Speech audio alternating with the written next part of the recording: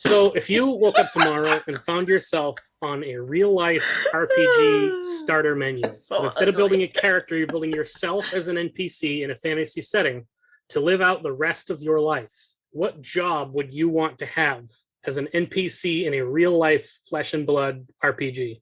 Quest-giving wizard. I would want to be the blacksmith that sells them the best equipment. You know, funniest part is I didn't actually come up with my own response. So let's just go with hermit, I guess, and move on. Yeah, that tracks for you. Everybody else can go the fuck away, and you're just going to sit here by yourself and read your books.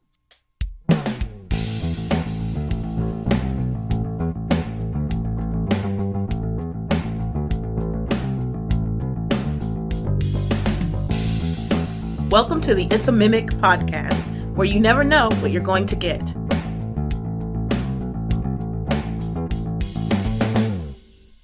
Welcome to another It's a Mimic episode where we continue our conversation on player options in Dungeons & Dragons 5th edition. I'm Adam, and with me today are Jeff and Tyler, and this episode is called Player Strongholds. Home is where the Hoard is. In this episode of the It's a Mimic podcast, this panel of Dungeon Masters will be discussing the ins and outs and ups and downs of building a stronghold by the book and how to make it actually interesting for both the players and the Dungeon Master. Now, before we start laying the foundation for this episode, I have to ask, have you guys ever done this in-game before? Let's grab dice.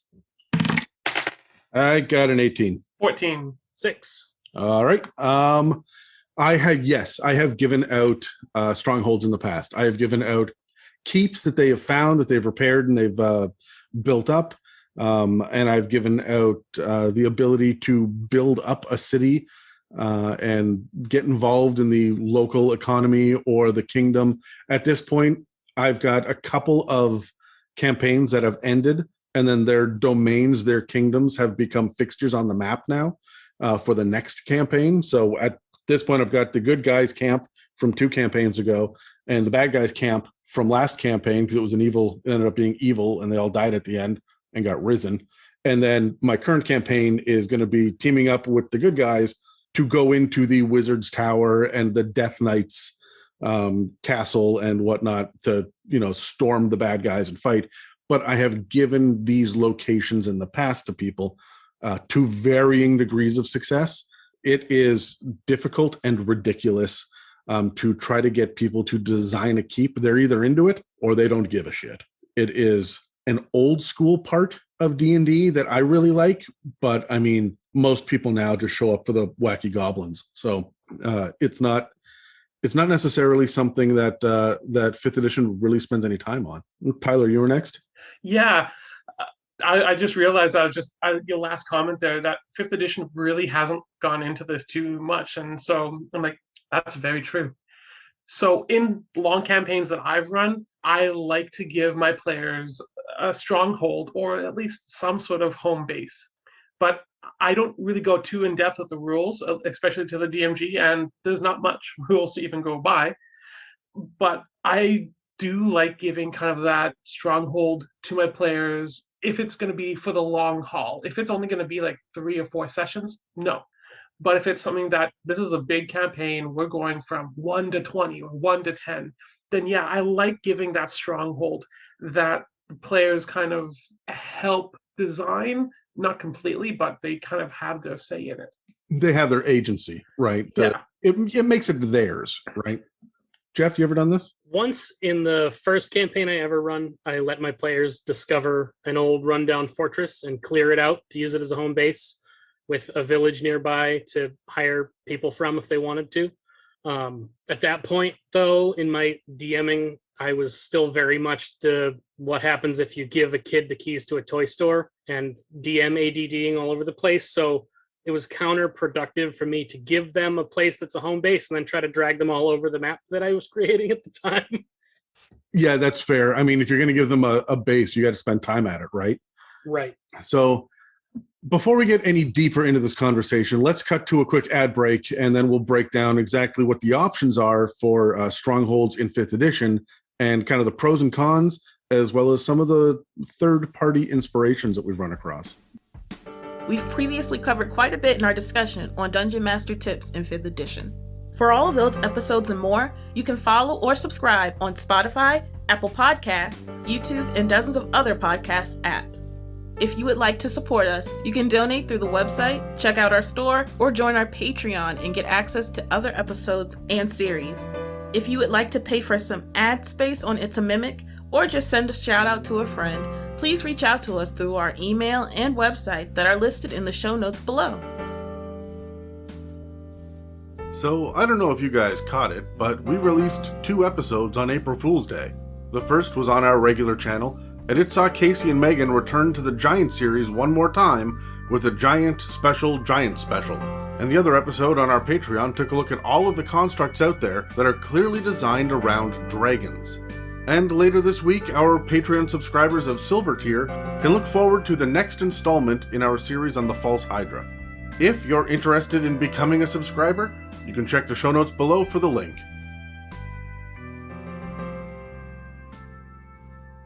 Okay, so the history of strongholds in D&D is a long one. It is a popular one, or at least it used to be, and it seems to have been kind of thrown out the window in 5th edition. The idea in original D&D was, if you go way, way, way back to the early days, there were wargaming games that people would play, where you would have an army with a whole bunch of different figures. Different figures could do different things, and you'd move them across the map against your friend's army, and they would fight. And that's kind of where D&D got its birth from, was out of that idea. So what they wanted to do was have heroes. Gary Gygax wanted fantasy heroes among the enemy armies, fighting and winning.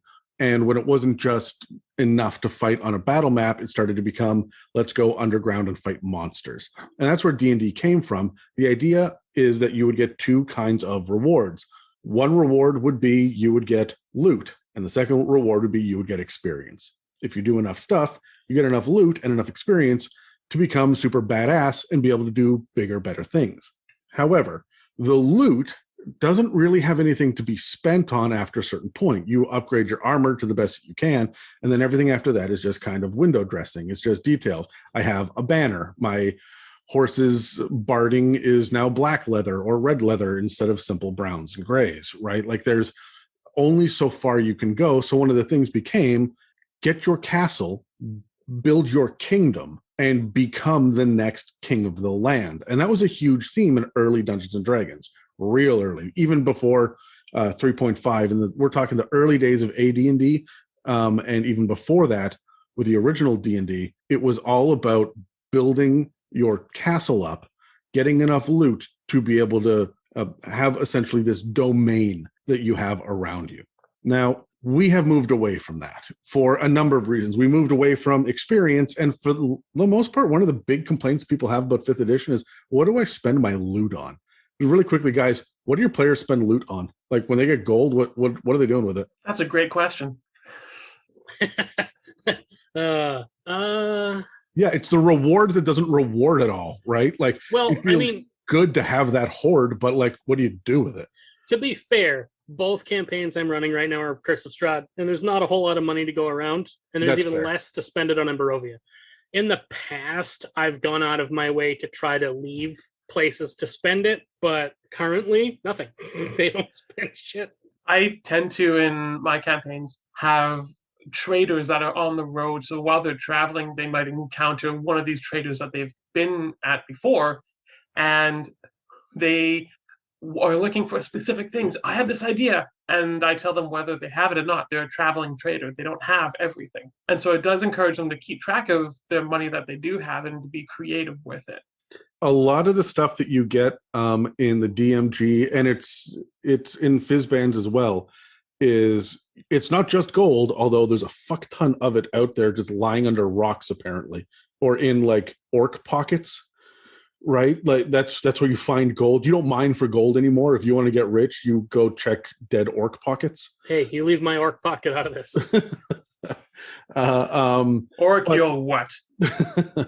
But it tends to be at this point gems and precious works of art and stuff that you're cashing in. And I'm telling you, my players go through cities and towns and stuff. I say, all right, you have downtime. What do you want to do? They never look at their loot and say, oh, I'm going to trade it in. I'm going to cash this in for whatever. They would all actually be shocked to find out that there are rules about trading in your swords and stuff, you don't get it as a 1-to-1. You don't get the amount of money it's worth in the player's handbook for trading it in. That stuff is in the DMG.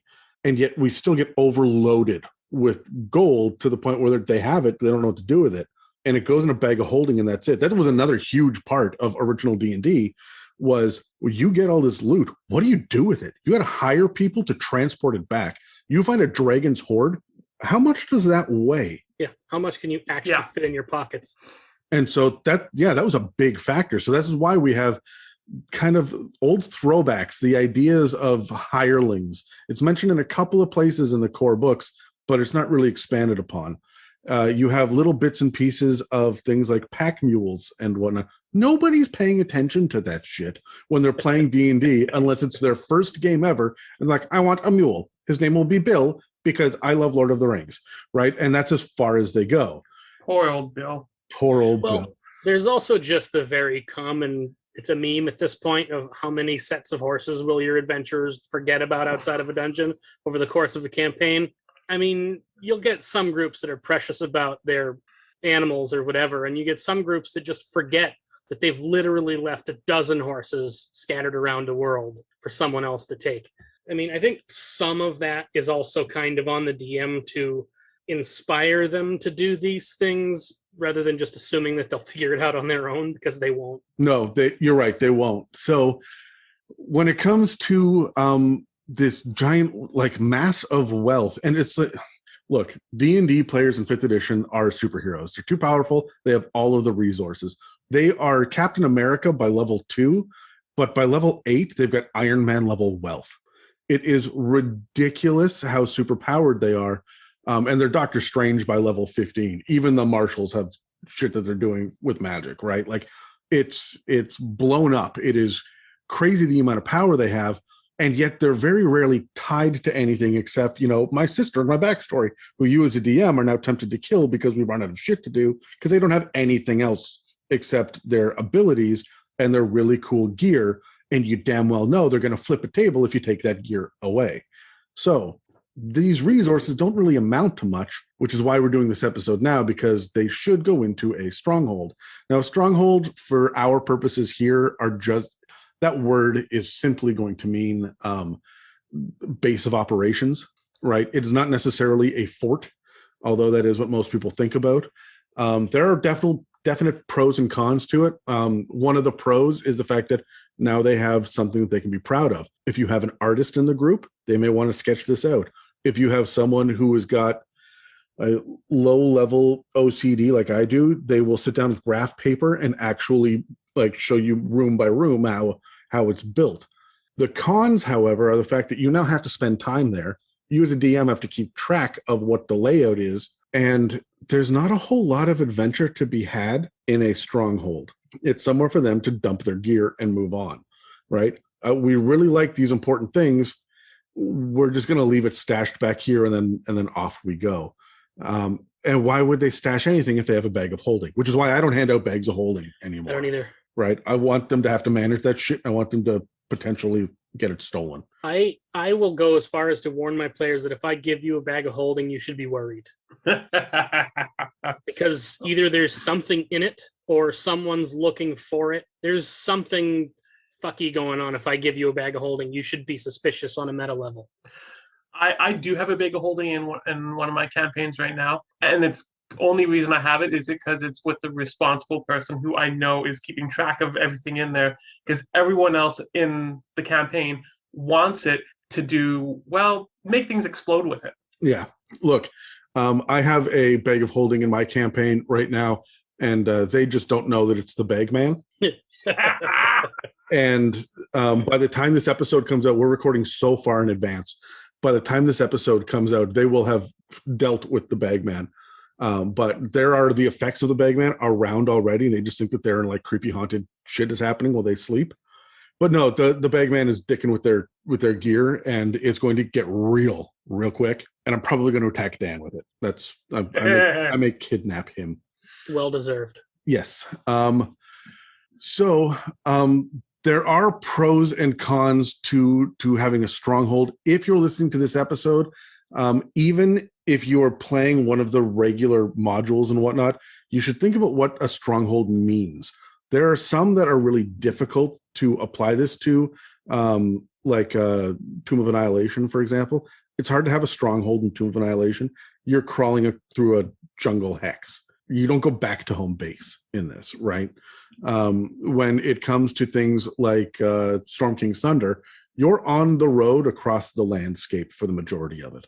But when you've got Dragon Heist or you've got Rime of the Frost Maiden, there are definitely little places that you could have that this is your base of operations. But what do we get from the base of operations? What are the boosts that you would get? Why should players give a shit besides just spending their money for the idea of, oh, this is cool? Because I'll tell you right now, some players like Dan will get excited about it. Some players like Megan will draw it up and sketch it, and she'll be excited for 2 weeks and never think about it again. And some players like Dave will be like, I don't know. I mean, I guess I have a bed in the corner. Like, fuck, I'm here to murder things. So what can we do to make them excited about it? So I turned to one of Matt Colville's books, his first one, Strongholds and Followers. This is really fresh in my mind right now because I just got the hardcover for Kingdoms and Warfare. And I am so thrilled with it. And at some point, we're going to have to do an episode based on that shit. But I've been looking at Strongholds and Followers. We're going to look, obviously, at the Strongholds side of it. But I'm not going to get into the details. This is worth picking up. I'm not going to say anything else about it. I don't want to spoil the bits and pieces for it. I just want to say this is worth picking up for the mechanics in it, because he has a couple of basic ideas about how a stronghold should work with your party. So I'm going to kind of summarize them really quick, and then you should go check out his details. We're going to take his kind of infrastructure and build on that ourselves. Regardless of the kind of stronghold, he says, it should impact the surrounding area in a dramatic and sometimes mechanical way. If you establish a new building or you take the ruins and you make them functional again, the surrounding landscape should definitely be impacted. Not only the denizens that are there, but also the landscape itself. If the old mill starts working again, what does that do to the waterways nearby? There are some things to think about like that. And you can actually, if you're a crafty DM, build plot hooks into it. Anytime that there's a new civilized feature on a map in a medieval fantasy campaign, people will go to it. Good people and bad people. The surrounding area is known as a domain in the book. And it's not a domain like in English. It is, I want to say French. It's DEMESNE, a domain. Yep. And that just means the surrounding area. And he talks quite a bit about the different effects that it can have. Another thing that he says is that it can improve class features, which means depending on the kind of stronghold you have, for example, if you are starting to build up the barracks in a castle, your fighter should be able to do more better things because he is now working with a better training facility in his downtime. If a wizard gets a tower, they should get access to more spells, shit like that. Also, there's a lot of talk in it about NPCs that will come with you with quests or plot hooks or favors or gifts. They may want to become denizens of your area. Every mansion needs to have a butler, right? And so this is things that you can do when you adopt the goblin, but the next quest is too dangerous to take the goblin with you. You now have somewhere safe to stash them. And the DM can come up with what the goblin is doing or what they've been doing when you get back from your quest. And you can see that either they have smeared poop on the bottom 3 feet of every wall, or they have gotten super attached to the pet chicken in the back. And that's based on a true story in my campaign. The goblin had a pet chicken. His name was Mr. Box because he goes bok, bok, bok. And then he kept accidentally killing the chicken. So he would get a new Mr. Box. And we were on Mr. Box number 14, I think, by the end of the campaign. My mind immediately went to Gonzo. Yeah. That is a special kind of love between a monster and a chicken. What was her name? Camilla. There we go. Yeah. So it goes through different kinds of strongholds that you can have there. And it goes into keeps and towers, and hold on, I wrote it all down. The day we get to a point where you haven't written it all down for one of these is the day this podcast dies. Pretty much. All right, here we go. I got my notes in front of me. So the first one that he talks about is a keep, and it's all about how you're able to train up NPCs and other units. Now, I'm not big on the warfare mechanics that he has in his book. I think they're phenomenal. I don't think they're my version of D&D. To each their own. Yeah, and look, they function. It is a great mini game. If you're interested in doing warfare, check it out. He's got great ideas about it. But you can train NPCs, or you can train your PCs up in certain ways. And then it has a couple of different options for that, like a barbarian camp. It doesn't have to be a keep. It could be a camp or even a pirate ship. Note to Brad, who's probably listening to this, you're doing a pirate campaign in Dan's, and Dan is DMing it for you. Get bonuses from your pirate ship. Another option he talks about is a wizard's tower. He talks about how you can do spell research there and even invent new spells. This is something that I think all wizards should be doing after they reach level, 7, is start working on building new spells. Mordenkainen's magnificent mansion, Bigby's, Bigby's hand. Bigby's hand. I keep thinking there's a second word in there because there's Tensor's floating disc. Doesn't start with a J. Yeah. There's Tasha's hideous laughter. There are all of these personalized spells. Why is your wizard not doing the next one? Right? So come up with how you want to do it, or casting spells in different ways. There are all these useful D8 charts about special effects of spells that are kind of a little bit like meta magic. That you could research in a tower, and the tower will give you one of these effects. And then if you want a different effect, you would build another tower, or you would, change your research and give up one boon for another one. There's a decent map for what a tower looks like. I think it's a 4 or 5 level tower. But I mean, if your wizard is not in a 38 level tower that looks like it's 3 stories tall, or if it's not floating in the air or other weird shit, like, you can get really unique with Wizards Towers. And we talked about that in, I want to say, the 3rd Wizards episode we did. If you're not doing that, you're missing out. You should get a tower, and it should reflect the school of magic that you study, and you should get special boons from doing that. They also talk about temples. Now, temples in this book has a mechanic called concordance. It's very similar to piety that we get in Theros. So the way concordance works is it's essentially a sliding scale on how happy or pissed off your deity is with your efforts on a daily basis.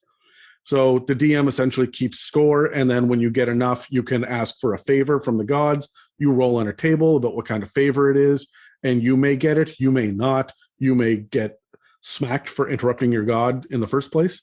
But there's a lot of fun little charts about the different things that will impress or piss off the god, and how to interact with you can go hunting enemy priests of other gods. If you desecrate the holy area of an enemy god, that gets you special points and shit like that. So there's a whole little mechanic in there about it. They also talk about bonus NPCs that are sent to you by your god, depending on your concordance. So depending on your temple and who you worship, you might get a fae or a celestial, an elemental, aberration, construct, demon, devil, or undead that come to reside at your temple and give you extra bonuses. If you pray to one of the nature gods and a satyr shows up and says, yep, God, this god sent me, here we go, I live here now. Now you have a satyr to take care of your temple out here in the woods, and that could be good or bad. You may come home to orgies, and it's someone who's done that. It's always a shock. It's always a shock, let me tell you. That's why I don't hang out with Dan anymore. They also give you an option. The loneliest orgy ever. The loneliest orgy. It's just him. I was testing out my furniture and I couldn't get out. Help. Mary Palmer and her 5 sisters. It also mentions the fact that you can do a druid grove. Now, you see, we had a barbarian camp with the keep and a druid grove with the temple. So he's starting to think about the classes, right? And how it will impact different players. The final kind of stronghold that he mentions is an establishment. This is going to be something like a tavern, right? Or a trading post or a guild house. Yeah, this is a business. It's somewhere where you can get secondary income, but it's also somewhere where you can collect intel and rumors. And the idea here is that this is going to tie you to a city or a town or a community a lot tighter. The example that he gives is a theater, which I think would be great for bards. Regardless of the kind of stronghold, though, he does say that it needs to impact the surrounding area. And we really do have to think about how a theater popping up in a town, or a barbarian camp out on the plains, or a pirate ship, or a wizard's tower, how does this affect the landscape? What roads will be built? What populations will either be drawn to or get pushed away from certain areas? And so I was starting to get really, really inspired going through this list and trying to come up with my own idea of what the different classes would be looking for from different kind of strongholds. And I discovered he actually has a whole section in the book laying it all out. And we're not going to get into the details, the ins and outs, but he gives us a barbarian camp, a bard's theater, a cleric's church, a druid's grove, a fighter's fortress, a monk's, can you guess, monastery, paladin's chapel. So, I mean, he's old school like I am. He ties paladins to divine magic really closely. They're holy avengers, not just knights. So paladin's chapel, there's a ranger's lodge, a rogue's tavern, a sorcerer's sanctum, a warlock's fane, and a fane, F-A-N-E, if you don't know, is an altar or a shrine. Here you go. It's another fun word that you can add to your repertoire for, when you fight the 10,000 cultists that are in every single D&D campaign. And then there's also the Wizard's Library. This book came out before, I think, Eberron did, or at least he didn't think about the Artificer. But I mean, clearly the Artificer has a workshop. Like you don't have to go too far in that one. So I'll have a couple of questions for you guys because I've monologued here for a bit. Let's grab our dice and roll initiative because I want to get your thoughts on how to use strongholds and what to look out for from a DM standpoint when your player comes to you with this. Let's roll. 1. I got a 3. Okay, well, Jeff, you're first with a 10. So, oh, goody. Yep. Are there any downsides you can think of for awarding a stronghold? I think the one that I'll refer back to the one I referred. Wow. Department of Redundancy Department. Yep. I'll call back to the one I mentioned earlier in my own very first campaign. If you're planning for your campaign to range far and wide and your characters in the campaign are not high enough level to teleport, a stronghold can either tie you down to a location that you're not wanting to stay near, or it can feel like a worthless reward if your players never actually get to go there. That makes total sense, yeah, because they're either going to love it or they're going to forget about it. Like they do with most loot, right? But this is why I like the idea of boons, because if there is a boon there, they're going to feel it when all of a sudden they don't get that bonus anymore.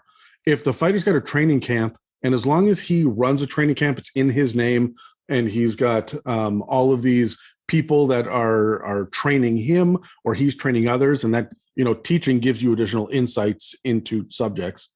And then all of a sudden he goes off adventuring and he's got this extra attack because of this, or he gets a +3 modifier to pole arm attack, something. And suddenly you turn to him and say, you can no longer do this.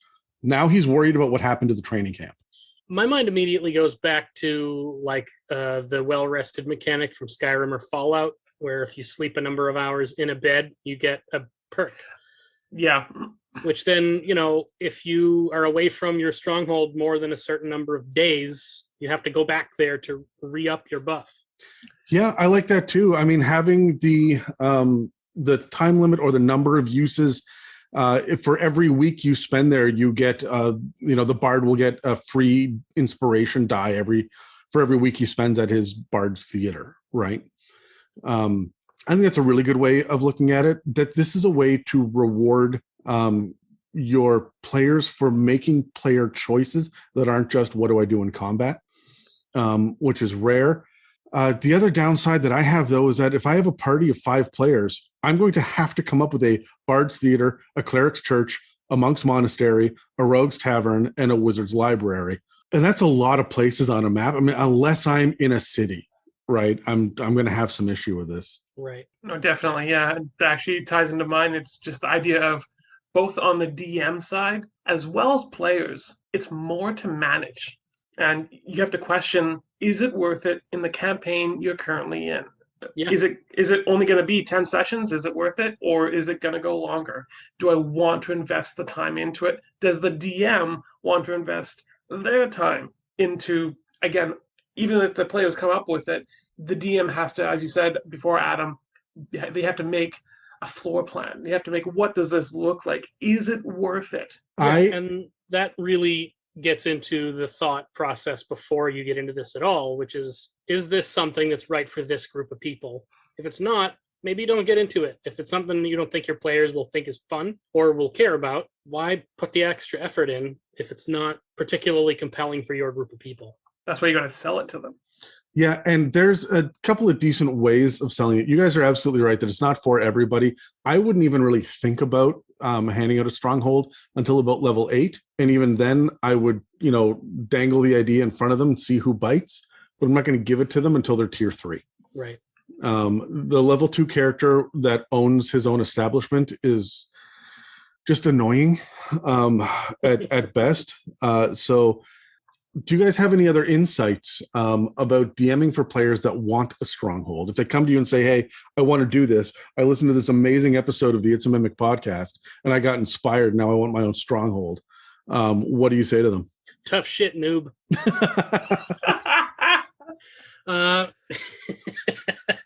Find a different podcast. Fuck. Find a different DM. No, I don't know that I have anything specific for this, except for if there is something that whether it's something you've done before or not, whether it's something you're experienced at as a DM or not, if your players come up to you with something that they seem to be curious and engaged and interested by, dig deeper, find more, learn, push yourself as a DM if it's going to make your players happy. So even if you're in the position like myself where I've only done it once, I haven't found a need to do it again, if one of my Strahd players comes up to me and says, hey, I think I want to take that place that we cleared out a few sessions ago and hire some of the townspeople to make it a fortress. If it's something that's going to engage your players and make them happy, push yourself a little out of your comfort zone and give it a shot. What do you have to lose? I agree with you 100%. The big thing that I would say is if they're on the fence, like, I'm kind of interested, I don't know how it's going to work, or I want to do this, but you can't see an obvious way in right away. Think about the fact that almost every single one of these, especially the class ones that they give, the Barbarian Camp, the Cleric's Church, the Fighter's Fortress, the Paladin's Chapel, for example, they all come with a promotion as well.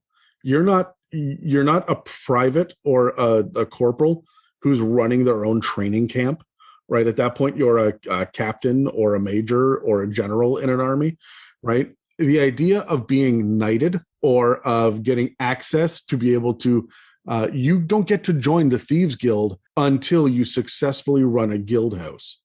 Things like that means that you're going to have plot hooks, and you're going to be able to dangle the idea of these plot hooks in front of them that are not necessarily tied to the Stronghold itself, but the Stronghold will help unlock that. And just remember, anytime that you knight anybody, that comes with lands and titles, right? So they will automatically get land. They will automatically get something there for them to build on, if not just, here, you were given a castle. They do that in Game of Thrones all the time. I think Casterly Rock changed hands like 40 fucking times in that series, which was always funny and usually a bad omen for the person that gets it. But I thought that, I keep thinking about, oh, I'm playing a paladin. What do I want out of this? You want to be a knight, right? That's the thing. You want to be sir or lady, whatever your name is. And the fact that you don't get land automatically with that in 5th edition is odd to me. That's part of the shit that you get in original D&D, right? Is you would get knighted. That's part of it. And then you will become king. And that's part of it. You don't get to own a palace if you are not a king. All I've ever wanted is serfs, Adam. Well, the problem with that is the surf's up rising. I would say one of the biggest things for insights about DMing players is listen to your players. What you were saying, Jeff, before is this idea of, if they're showing interest, look into it at the very least. Listen to what your players are saying, and don't listen to just that one player who's giving all the ideas. Try and encourage everyone else to kind of share, to listen to what everyone else is saying and put it together in that way. Which, to be honest, is repackaging rule number one of being a good DM. Listen, if you want to know what to do next, listen to your players. So did you say something, Jeff? Get out. Do you guys have any, just talking about generic strongholds without going into any of the classes themselves, do you guys have any insights about the kind of bonus, a mechanical boon that you might give to players just for becoming an owner of a stronghold? Not just you now have this title, but a mechanical bonus that you would think, I would investigate this kind of thing. For example, a wizard who has his own tower gets an additional spell or two to his list. Do you have anything, Jeff, off the top of your head? The first thing that comes to mind for me may not be a direct benefit to the character sheet so much, but if you're going to, as a player or a group of players, have a fort or a town or a stronghold of some kind, you're going to gain notoriety, hopefully good. You're going to gain recognition and reputation. And my initial first thought is that people are going to be more likely to help you when you walk in nearby settlements or towns. People are going to be more likely to be generous, and potentially that could reflect itself in better prices in nearby shops. Lower DCs or advantage on persuasion checks when you're talking to people, trying to learn information from the people that live near your stronghold.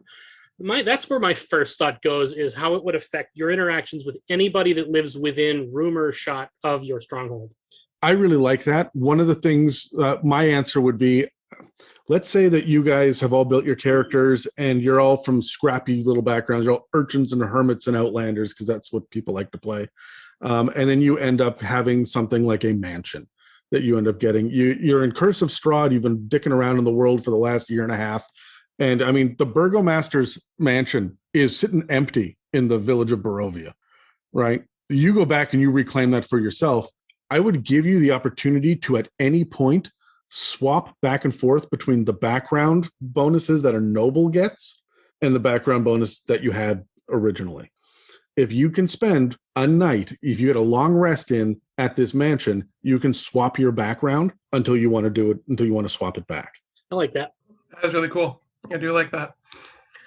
One that's just super simple for mine, it's the idea of, if you have a long rest in your stronghold, whatever it is, you get an extra temporary hit dice after taking that long rest. I like that too. So it adds, it's not something you can get anywhere else. It has to be in your stronghold. If you take along, it's kind of along the lines of the well-rested perk, as we were talking about earlier. Yeah, exactly. Yeah, I think that's fantastic. The idea, especially if you're going to run with the gritty rules, the grimdark rule set for rests and whatnot, where it takes a week to get a long rest, I would really start looking at the idea of benefits for daily rests as well. Those, every day you get a short rest. I would start thinking about boosting that up if you can get a decent bed to sleep in.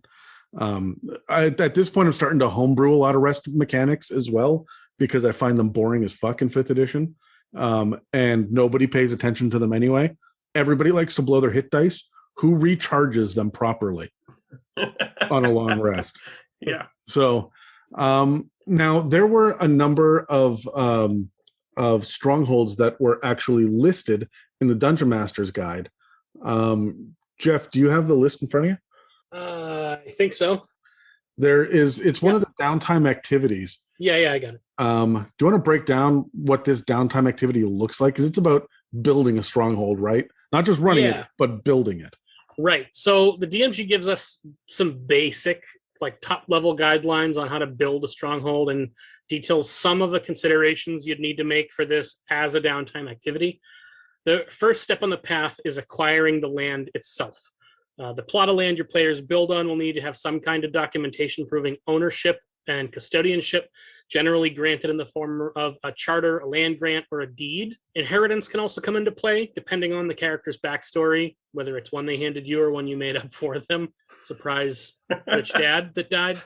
The biggest thing to keep in mind is that usually this land falls within a country or a territory of a government or a higher up lord or a monarch of some kind, and they'll need permission from whoever this might be if they don't want trouble from Johnny Law. Land can be granted as a reward for services rendered to a lord or a monarch.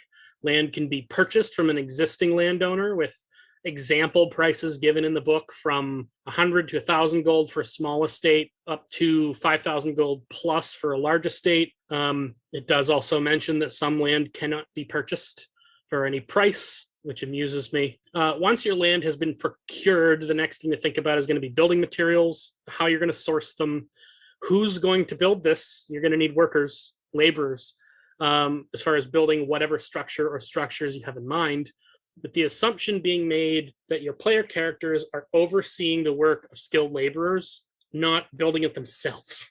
It also mentions that should the PCs leave to do some adventuring during construction, that build time increases by 3 days for every day spent away from the project. Speaking as a construction worker myself, pressure gets the job done faster. Okay. Do you have any thoughts about this overall? I agree. If you don't have the pressure on, I've worked in the trades enough to know that when the cat is away, the mice will fuck the dog. No, it's true. And I find that with all the adventuring that happens, here's a question, actually, now that it just pops in my head. How often are in your sessions one player is not able to make it?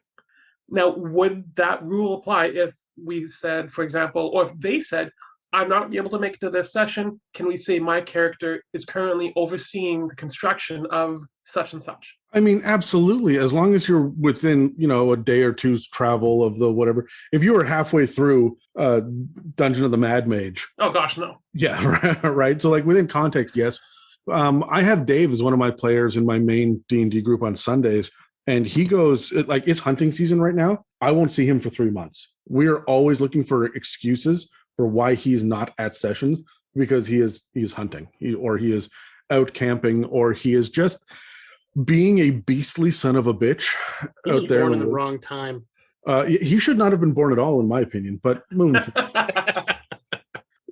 I think that you are absolutely right, Tyler. The idea of being away from the party to go back and to check on something, and it's easy enough to just say a raven landed while we were taking our long rest and there was a message attached to its foot. I had to go back to deal with the thing. Yeah, and it gives a reason why the character is not there, which as DMs, we're consistently trying to find ways to not have to play that character when they're not there.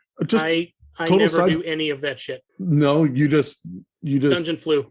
Yeah, dungeon flu. If they're not there, they cease to exist and everyone forgets about them. But when they come back, everyone seems to not notice that they were ever gone. Tyler, how do you deal with that, with the absences at the table? The way I deal with absences at the table is if they tell me ahead of time that they're not going to be available, then I usually will say, okay, they're just doing on another mission for whatever stronghold they're part of. If it's not something they own, if they're part of like a guild, they're just off on another mission. Or if it's in the middle of something they're doing, then I'm just the bare minimum of just role-playing that character. And when I say bare minimum, it's just as simple as, they get into a fight. Let me roll initiative for this character. Oh, shoot, he was knocked unconscious. Oh, no. I do one or two things. One is, I always have NPCs around. And the players can almost guarantee that they are on an escort mission of some sort all of the time. The number of times that they have walked out from camp, just the players, is you could probably count that on one hand for me, because there's for an entire campaign, because there are always NPCs around, and they usually need to get to a location, and they are woefully underprepared to do it. So there's a certain amount of resource management involved, and when someone's away, they are guarding that person when a fight breaks out. Yeah. Right. If there isn't anybody, for example, I had Megan was away one day a couple of months ago, and she's a monk, and her whole character arc is that she has to accept every fight challenge that comes to her. She will not back down. So they got ambushed by a bunch of, bad guys. one of the bad guys ran up, and I just tied that bad guy up with Megan's character. Everybody else was doing the combat, and when it got to her point in initiative, it was simply she is holding her own, but not able to end this combat without help. And that was it. So it tied up Megan, and it tied up that extra minion that I threw onto the battlefield because I knew she was going to be away. It was originally 7 goblins. Now it's 8, and one of them is sparring off against Megan in the corner until someone comes over and kills the 8th one, which has 2 hit points left because Megan did such a good job fighting. Right? Good job, Megan. Yeah, it's enough to keep her in the narrative, so that she can, when she gets the recap later, she'll have an opinion. Anyway, back to Strongholds. There's a list of Strongholds in the DMG with this downtime activity, and they all come with construction costs and construction times. Yeah, and it's a little egregious in some places. It really is. Tyler, can you walk us through the list, starting from the cheapest to the most expensive, I guess? Sure, of course, yeah. So I'm going to kind of group them together in ways of how much they cost and the amount of time. Sure. So the first 2 are the guild hall, and that could be either in a town or a city, doesn't matter, and the trading post. Both of them cost 5,000 gold pieces, which seems like a lot, but when you think of how much gold your party accrues, doesn't seem as much. But it does take 60 days to build. Now, keep in mind that 60 days is supervised 60 days, like what we were talking about. That grows bigger if your characters are not there to supervise. So that's 6 months without supervision. Yep. The next 2, I could say the first 2 for the guild hall and the trading post. This seems kind of fair, though. They're not that big of buildings, but they're still pretty impactful. For the next 2, which is going to be the outpost or the fort, is 1, or a fortified tower. And both of those are, instead of 5,000, it's now 15,000 gold pieces. And it takes 100 days to build. So you can kind of get an idea of how it's kind of getting bigger and bigger. That's a full year then, unsupervised, to build one of these. Yep. Maybe go to the Feywild for a little bit, see what happens. Your tower's 90 stories tall. You were gone for 5 minutes. They just never stopped building because no one told them to stop. Exactly. This is why you don't hire Modrons. The next one is the noble estate with a manor. And this one it's the only one that costs. It's 25,000 gold pieces, and it's 150 days. This kind of makes sense because if it's a noble estate, this is your mansion. This is that one that you might find that's derelict or that has been abandoned, but it's huge. Well, at one point it was new, and that's what this is. Well, hold on. I got to pause you a sec because I got to ask. These are not rebuild or repair prices. These are built from ground up, right? Correct. This is ground up. So, I mean, you're laying the foundation in brickwork ahead of time, right? And stonework for this stuff, or you're carving out that estate, the estate lands or whatnot, and putting up a cast iron fence around the outside. Like all of that's part of this, right? Yeah. And when I look at the amount of days that it takes to do that, I'm like, these guys are efficient. I've been in the construction business. That's efficient to build that big of a thing in 150 days. Oh boy. That's a lot of guys. Well, yeah. And I'm sitting here looking at it, and the guild hall and trading post to me both feel like they're 1-story buildings. Yeah. The outpost / fort or the tower seems like it's multiple levels, but it's simplistic. Now we're getting multiple levels and it's ornate, right? Exactly. Right. Especially now when you get to the next tier. Feels like I'm selling something. That's the ground level. Next one you have is this. No, the next 3. It's a stronghold scheme. It is. How much is it going to cost to build a pyramid? There we go. Well, you should ask the trading post, guys. I don't know. So the next set is the abbey. There's also a keep or a small castle or a temple. And all 3 of them cost 50,000 gold pieces. This is where it majorly steps up. That's twice as the amount, but think of the size of each of these buildings. The other thing about these are, unlike the noble estate or the manor that's on the noble estate, all three of these, the abbey, the small castle, or the temple, they're all brick. They're all meant to withstand a siege, whereas a manor won't, right? Yeah. And also to think of it this way is those three, the abbey, keep, and the temple, usually are going to be occupying more people than the previous ones. Sure, you'll have hired servants in the noble estate, in the trading post and guild hall. Sure, you'll have people that are manning stations there.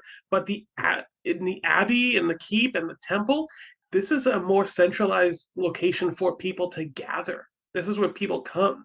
And here's the other thing: not only does it cost, yes, not only does it cost 50,000 gold pieces, but it takes 400 days to build. So that's 4 years unsupervised. How many D&D campaigns last 400 days? You'd be surprised. I'm on year 70 across 3 campaigns, but I do time jumps, and that's kind of something I want to mention here in a second. Well, and just generally using downtime in the first place, which some DMs don't do, and some do a lot. And that's the thing, yeah. Or someone visit the Feywild, as we said earlier. Anyway. The last one, and this is the biggest by far, is a palace or a large castle. This is the biggest you can go, the massive. It is 500,000 gold pieces that you're paying for the price of a kingdom, and it takes 1,200 days. That's 12 years unsupervised. Think like Versailles. Yeah. That is a massive amount of time and resources that you are putting towards this. There are 2 small things I would like to point out as I'm thinking about this. The first one, if we go all the way back to the beginning to a guild hall or a trading post, 5,000 gold cost. It's, I believe, in the player's handbook that the cost to hire a skilled laborer is 2 gold per day. Oh, yeah. So what that means is that, like, to give the scale of wealth of an adventurer compared to a skilled laborer like a blacksmith, it would take a skilled laborer, by that figure, 6.5 years to save enough gold if they spent it on nothing else to build a trade post for themselves. Most of them will not be able to do that in their entire lifetimes because of how much it costs just to live. That's also true. Yeah, absolutely. The other side of the point I was going to make in addition is related. If any of these figures sound completely out of the realm of possibility for your player characters, give them more gold. Some DMs love showering their players with gold. Some are really stingy. If they get to the beginning of tier 3 and they can't even think about building a guild hall, give them more reward for their earnings. Yeah. So real quick, just a couple of thoughts off the top of my head. I just want to know if you guys agree with me on this or not. If I'm going to come across a dilapidated version of any one of these, for example, a half burned down trading post or the temple that's fallen into disrepair, I'm going to ballpark basically a percentage of how much of it is still standing. Yeah. And then I will adjust the percentage of the cost and time from there. Agreed. I'm also going to give bonuses for things that are clearly artisans. For example, if I have stone giants that have been hired to help build a castle, or dwarves or gnomes, or if there is an artificer guild that's nearby that is going to be able to help. If you just have all of those kobolds following you around, and there's just like a little civilization of kobolds that are worshiping your dragonborn, then you can put them to work. And I would count these as better than skilled laborers because these are experts in crafting. And so I would also look at that as well. And cut down construction time, but also potentially increase cost. Yes, and that was kind of my next point, is that there would have to be a greater reward for it. It doesn't have to be necessarily more monetary rewards. For example, the kobolds will then get a couple of shields made out of dragon scales. That's going to be worth a lot less than 500,000 gold pieces. But it means that they get a couple of scale shield warriors out of them, right? Like, I would think about the trade-off that they want. A couple of shiny, sparkly, large gems might be enough to coerce the dwarves to work for a little bit cheaper, right? So you got to think about also the nature of the trade-off as well. And sure, gold, yes, let's make it simple and have one base currency. But if there's clearly a thing that they want, I would get it for them. Or maybe that is a side quest that you can send your players off to go do, so that, hey, all of these dwarves are going to build our keep, and they're going to do it at regular cost and regular speed, with these bonuses, because we're going to go clear out the orcs that moved into their stronghold. So that's mutually beneficial, right? So I'm starting to look at more of the social impact and the what's happening in the kingdoms and the landscapes around me, because now you have allies to the east, right? And that's something to keep in mind as well. And just generally giving you more plot hook potential built right into it. Well, and that's why I really like Strongholds, is it's rife with plot hook, not the least of which, and I mean, I think it goes without saying, at some point you've got to defend it. Oh yeah, absolutely. As a DM, that's the reason I want to give them a stronghold, so that I can make them defend it later. So there's a thing that I want to do, and I don't know if I'm going to do this as a series of one shots or a thought exercise with players over a couple of weekends or what it is, but I'm going to give everybody kobold stats and figure out how many kobolds it takes to complete the Tomb of Horror. Ooh. Will there be a light bulb involved? Because then you could say, how many kobolds does it take to change a light bulb? The answer is 0. They can't reach. I mean, they can if they stand on top of each other, though. How many kobold in a trench coat jokes have we heard? So I really like the idea of then me running as a DM a bunch of monsters charging in, and they run their dungeon. You guys know the army's coming, booby trap the layout, right? You have a certain number of days and a certain number of materials, and these NPCs you've gotten, maybe this is what I do as my set piece at the very end, is a siege of your castle. Yeah. And so once the campaign is done, now all of those enemies, all those guilds and cults and all of the assassins and the gnolls and everybody else have been teaming up in the background, and they're going to storm your location. Particularly if through the course of your campaign, your players have been hiring the best carpenters and armorers and the best of, different crafts and trades as, permanent residents of the whatever community they may have built around this castle. If they have a team of craftspeople, and then you give them an opportunity to let those craftspeople build ballistas and trebuchets and all kinds of traps and cool stuff, it just makes the buildup of all the work they put in to find all these skilled laborers feel like it was worth it. Because if I hadn't done this, I might not have had anyone that could build all the ballistas that took the giants out of the front line of that battle we had. Yeah. Yeah. All right, let's grab dice. I want to roll again because I have a couple of questions now that we've gone through this list of what you can build. I got a 3 again. 11. 6. Tyler, you can't roll for shit today. Nope. Jeff, you're first again. Aren't you happy? It's sure.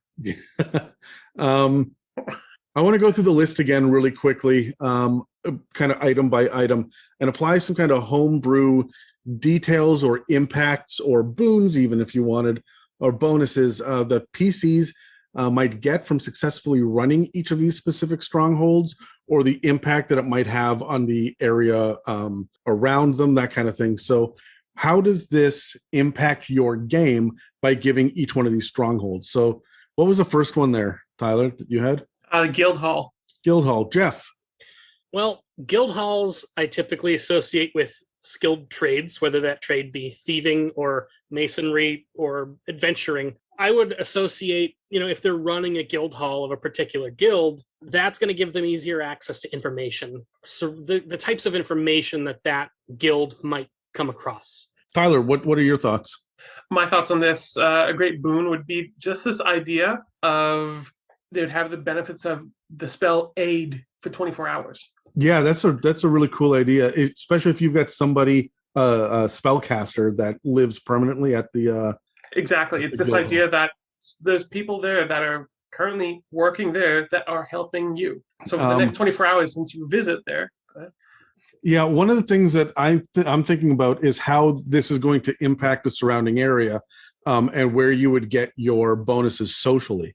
So you're going to see things like banners and postings for your guild hall all over the place at like crossroads and marketplaces and taverns. So you're going to get a certain amount of notoriety. So you're going to get bonuses on persuasion, and people will have heard of you ahead of time. If you are a mercenary guild, you get a persuasion. Oh, we've heard of your guild. Your intimidation gets a +2, right? What's the next one? So the next one is the trading post. So for the trading post, my thought for that is going to be, you're going to meet merchants, traveling merchants that bring rarer goods, access to things you wouldn't be able to get in this region without running a trading post here. Yeah, you're going to have a lot of people coming and going, right? And so there's going to be, mithril may come through, especially when you're higher levels, where it normally wouldn't in this region, right? And you'll gain notoriety from other people. Yeah, Tyler, do you have any? Yeah, absolutely. So I was thinking the group would have advantage on charisma-based checks with vendors in the city. Now, keep in mind, these are charisma-based checks, not saving throws. So they're trying to barter, whether it's persuasion or any other way that is using charisma stat modifier. They get advantage because they own the trading outpost or the trading post. I would even say that they might get it for insight as well when it comes to haggling. Yeah, absolutely, yeah. I'm again thinking about the surrounding area for a trading post. It's not necessarily out in the wilderness. This is also your general store, right? So I'm thinking about the quality of life and the increased wealth in the area.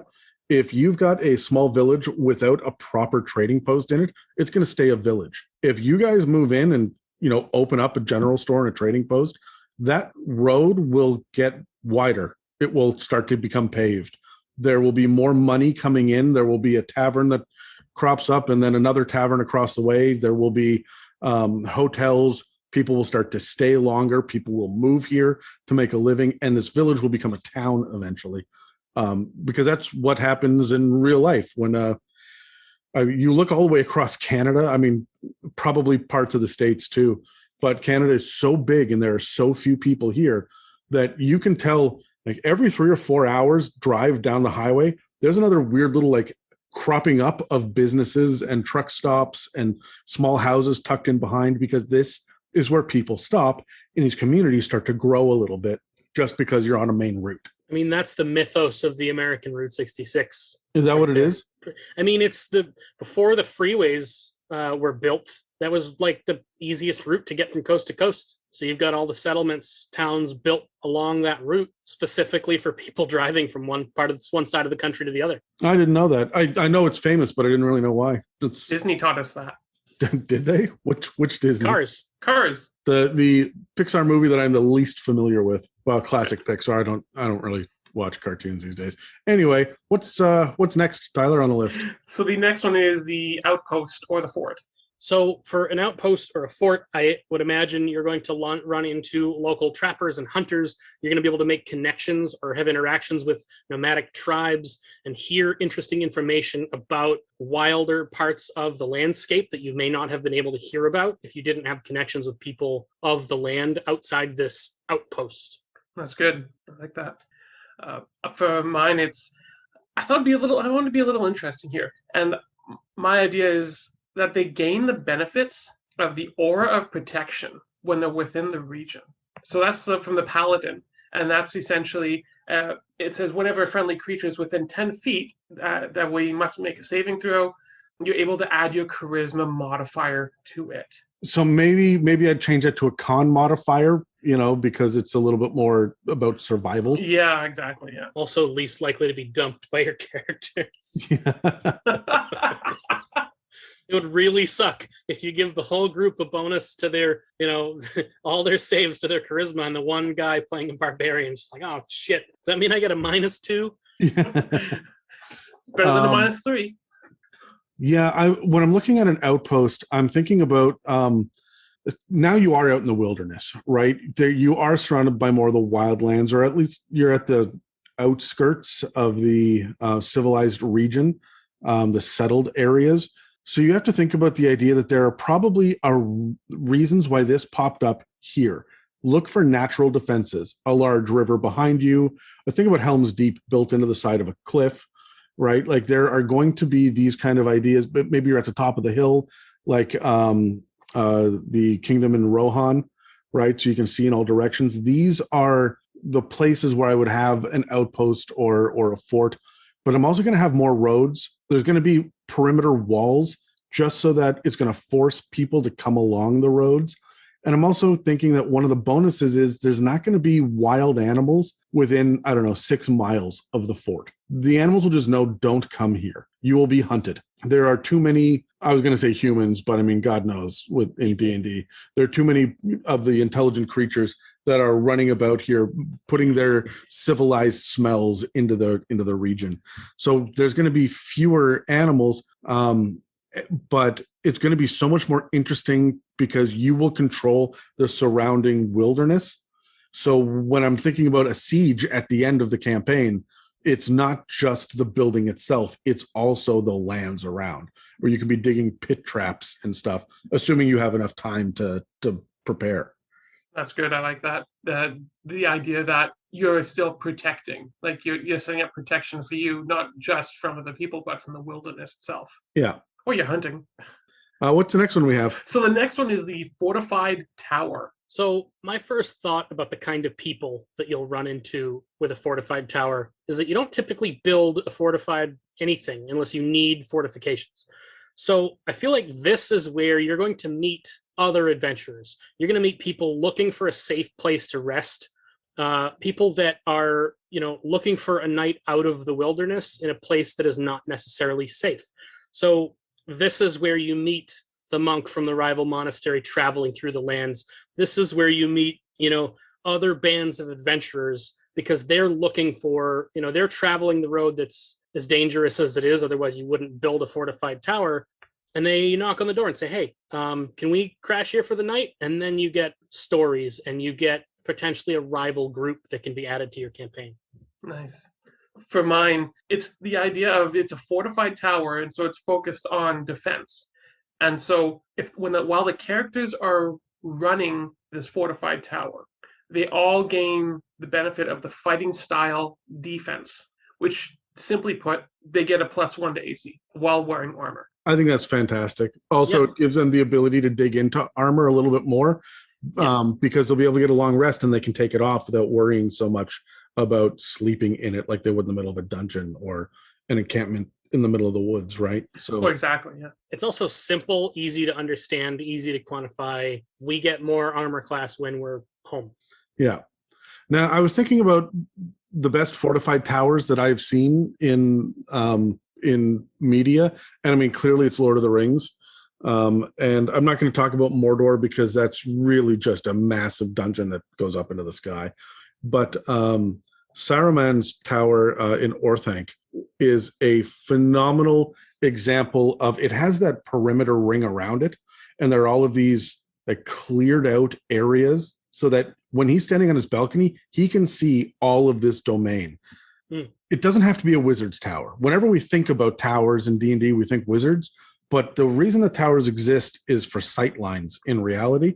And so these are often watchtowers or signal towers, right? A lighthouse is a kind of tower. So you're there for visibility, to be able to see things, usually to either warn someone or to see something that's dangerous in the distance. So I would think about the idea that your tower is a beacon that people can see. If you light candles you don't even have to have a spotlight. If you just light candles, anybody in a 10-mile radius is going to be able to see it. Not only that, but I've been in a couple towers before, and I can tell you now the acoustics in there are amazing. So bards will be in there too, yeah. Oh, exactly. But just the fact that you'll be able to be heard. Not only can you see it, but you'll be able to be heard up there as well. Yeah, I like the idea that you become a very obvious presence, especially if you have rebuilt a tower that has previously fallen and now that tower is back. That is a symbol to everybody around that this land now is claimed, and this is a place to go or a place to avoid if you're the enemy. Suddenly, I want to build a campaign around giving players a lighthouse. Yeah, it sounds like a lot of fun, although everybody knows that ends with the Kraken crawling up the outside of it. Well, sure, but that's even more fun to give your players the meta knowledge from session 1. This is probably going to end in a Kraken. Yeah. And just fuck with them the entire way through. Yeah, and then what it actually is rather than a kraken coming up the tower, it's the tower cracks. Oh, It was the tower cracking. Oh, Yep. What's next on the list, Tyler? Next is the noble estate with the manor. I struggled with this one for a moment to try to frame this in a way that would work for adventurers. But I think a noble estate with a manor, you're going to get attention from local towns. You're going to get people trying to sell you high quality things because they assume you have the money for it.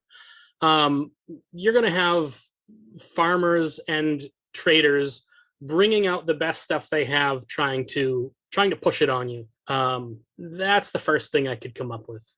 There are a couple of skills in 3.5 that I think would be helpful to think about now. When you're dealing with a noble estate or a manor or a mansion, if you're talking about nobility at all, there are these skills that we don't have anymore. They got wrapped up into other things. One is gather information, because people will come to you with what's happening in the surrounding city and the surrounding lands.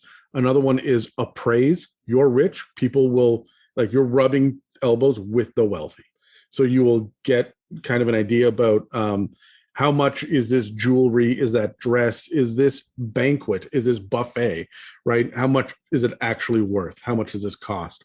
And the last one is diplomacy, because you're no longer, scruffy sewer explorers anymore. You are now nobility, that you're new money, but you're still money, right? I remember using these in 3.5. I really miss some of the skills. Gather information is the one that I miss the most. Yeah.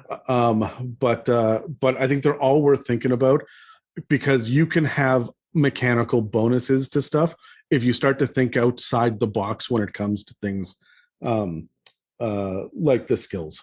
And that's actually what I was thinking of with this, is because we don't have those skills, again, it's just going to be based off of, you'd have a +1 to, again, based on wherever city you are, what's more pervasive, either +1 to charisma based checks or +1 to wisdom based checks. This idea of like gather information, which is intelligence, you'd have a +1 to these checks when you're within the city, because you are a prominent figure. You built an estate. People know who you are. And so your ability to collect information is that much higher. The thing that I'm thinking about when it comes to an estate is the idea that you have land, you have acreage now, right?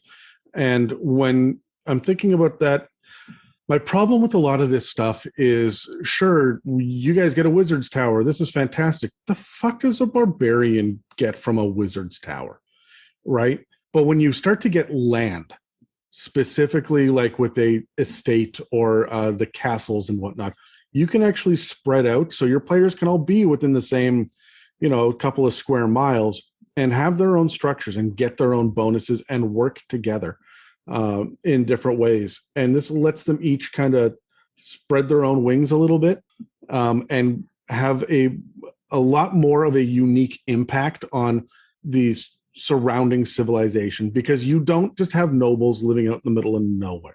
There are rich neighborhoods that are surrounded by middle class neighborhoods that are surrounded by poor neighborhoods. There are business districts in the middle of that, and then beyond it all is farmland, right? Your nobles are in a certain amount of I don't want to say suburbia, but they're very much in a civilized, settled location when they get a mansion like this. So what does that impact if suddenly the wizard is blowing off spells in the corner of this estate, on a 6-story tower? What is that going to do to the neighboring? Like, is this going to drive the prices of the neighborhood down? Are all the other nobles going to be pissed at you? The Manor Owners Association starts to file complaints. Yeah, exactly. Right. But on the other side of things, you can have the College of Eloquence Bard holding lunches for other nobles to come and talk with people. And that's going to give you favorable bonuses as well. So you really do have to think about who your party is, what they're going to want out of this land, who's going to claim the mansion part of the land. The druid's not going to live in a mansion. He's going to live in the shed. The hedge maze. Yeah. Right. So it's worth it to think about. This one specifically is a little bit more interesting. You've got to start looking at it party member by party member. Yeah. To go back a little bit, and you said you don't find a noble's manor in the middle of nowhere. Do you know what you call a noble's manor in the middle of nowhere? What? A plot hook. Why is this manor in the middle of fucking nowhere? This Fair. doesn't make sense. Yeah, that's fair. So the next one we have up is the Abbey. Mentioning the Abbey after the noble estate kind of made me think of something else that I don't think we've talked about much yet, which is the potential for a stronghold to be a source of income for your group. Abbeys traditionally are known to be places that produce beer, that make cheese, that scribe and copy rare texts, that trade in their skills.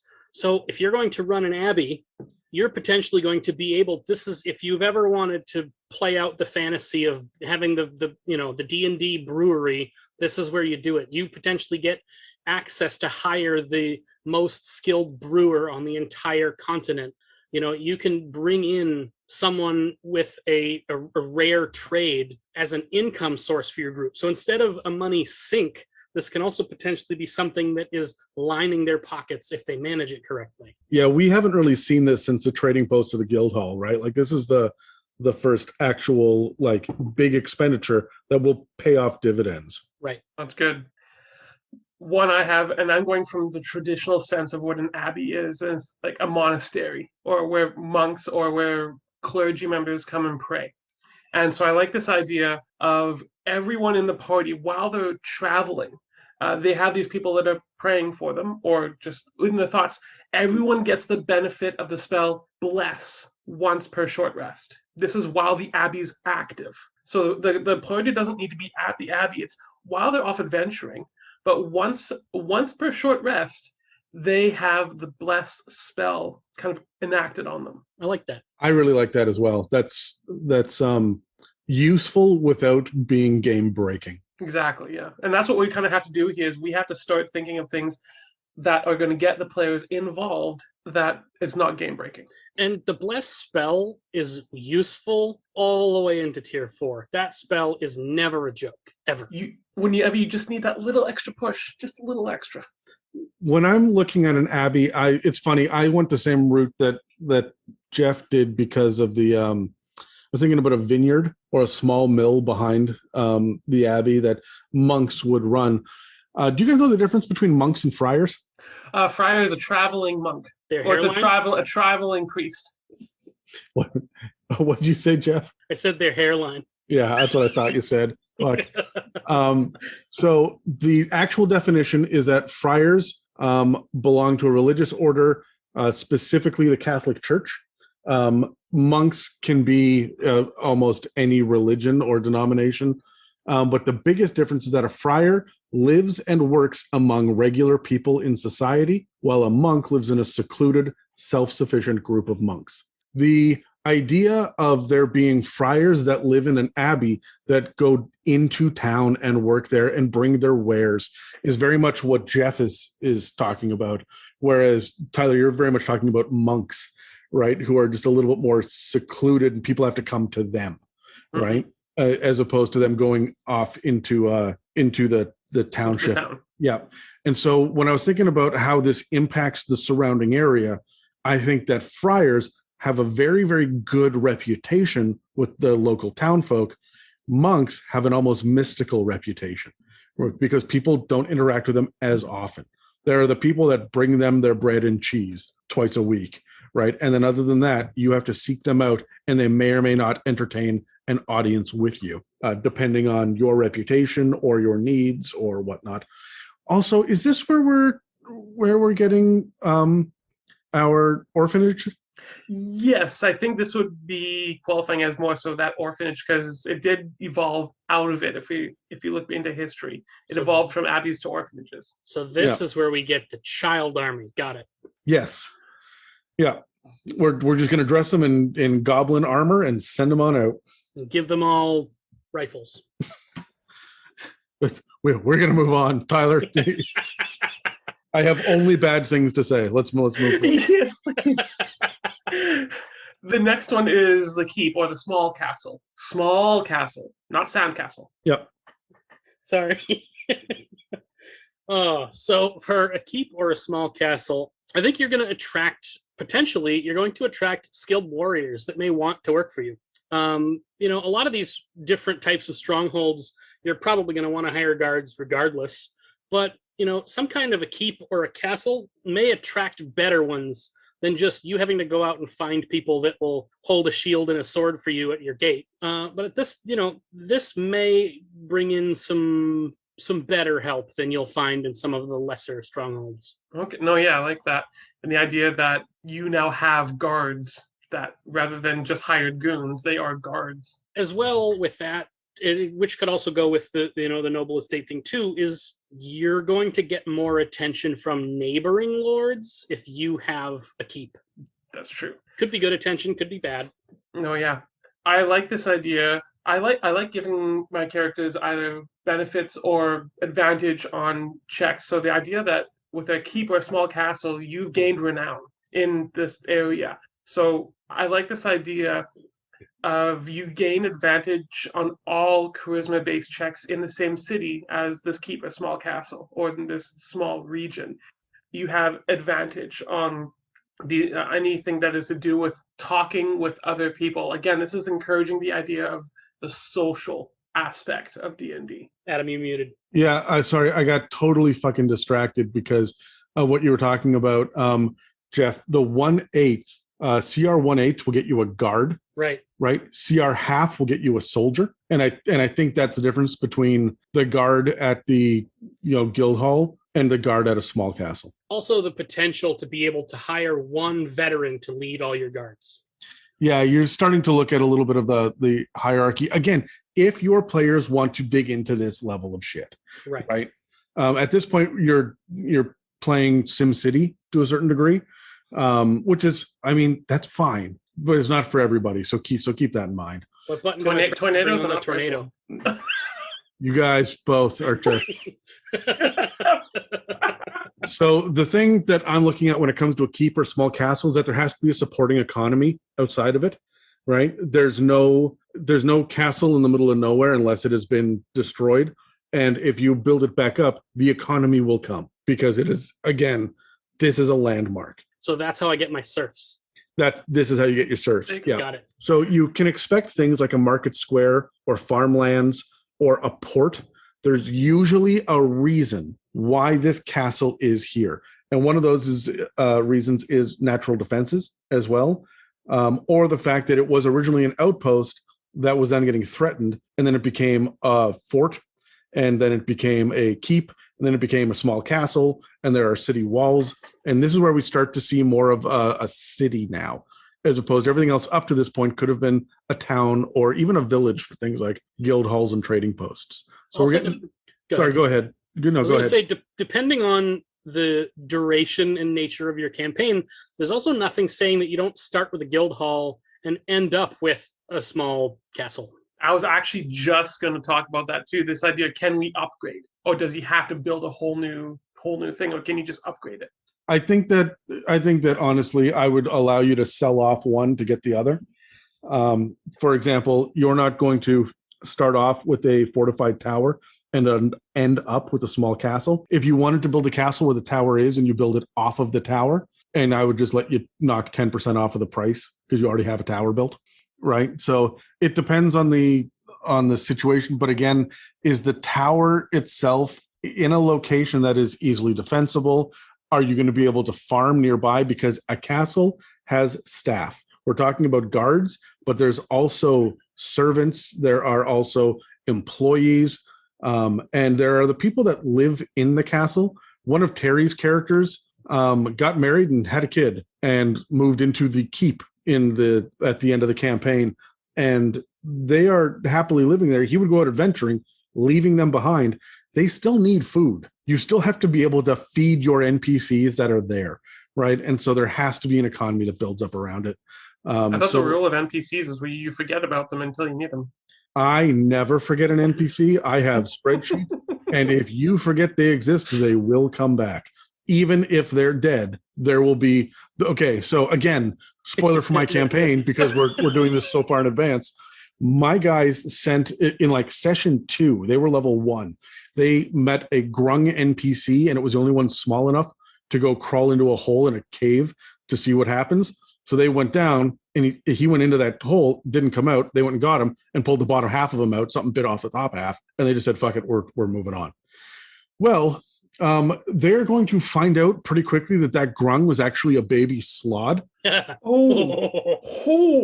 So they never got to that point because this thing got eaten. But this is going to be a plot hook that is going to harass them for a few sessions.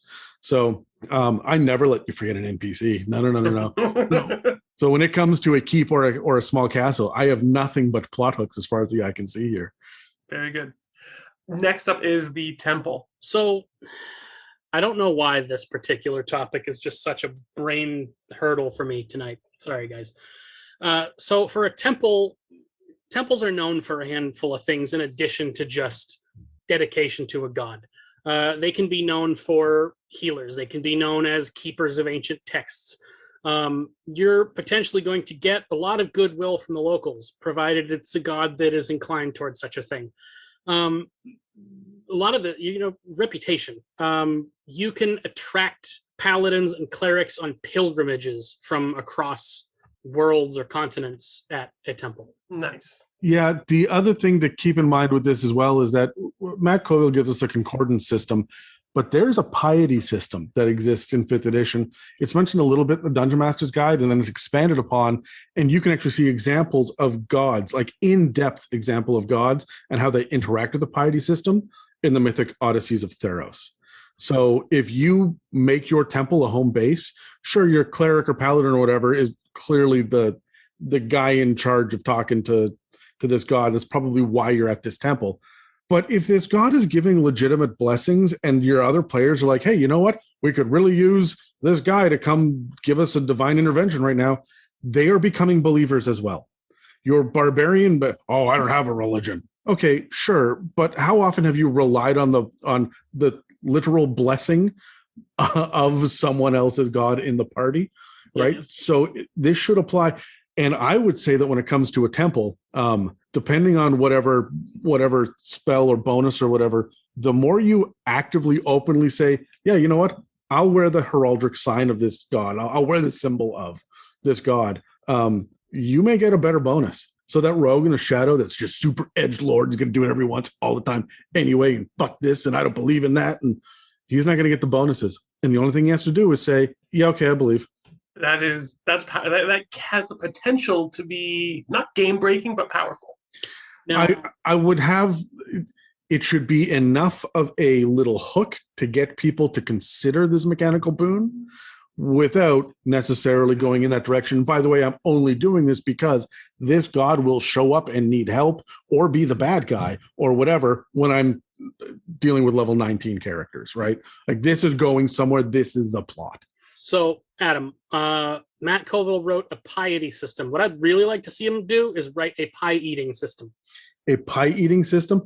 Yep. I have a general complaint about 5th edition, and that is the fact that while we do have a chef feat, there's nothing really about food other than like good berries anywhere in this. I wanted to make a food mage at one point where like I cast meatball, right? Like there was a lot of fun that I was doing with it. I was just reflavoring, pardon the pun.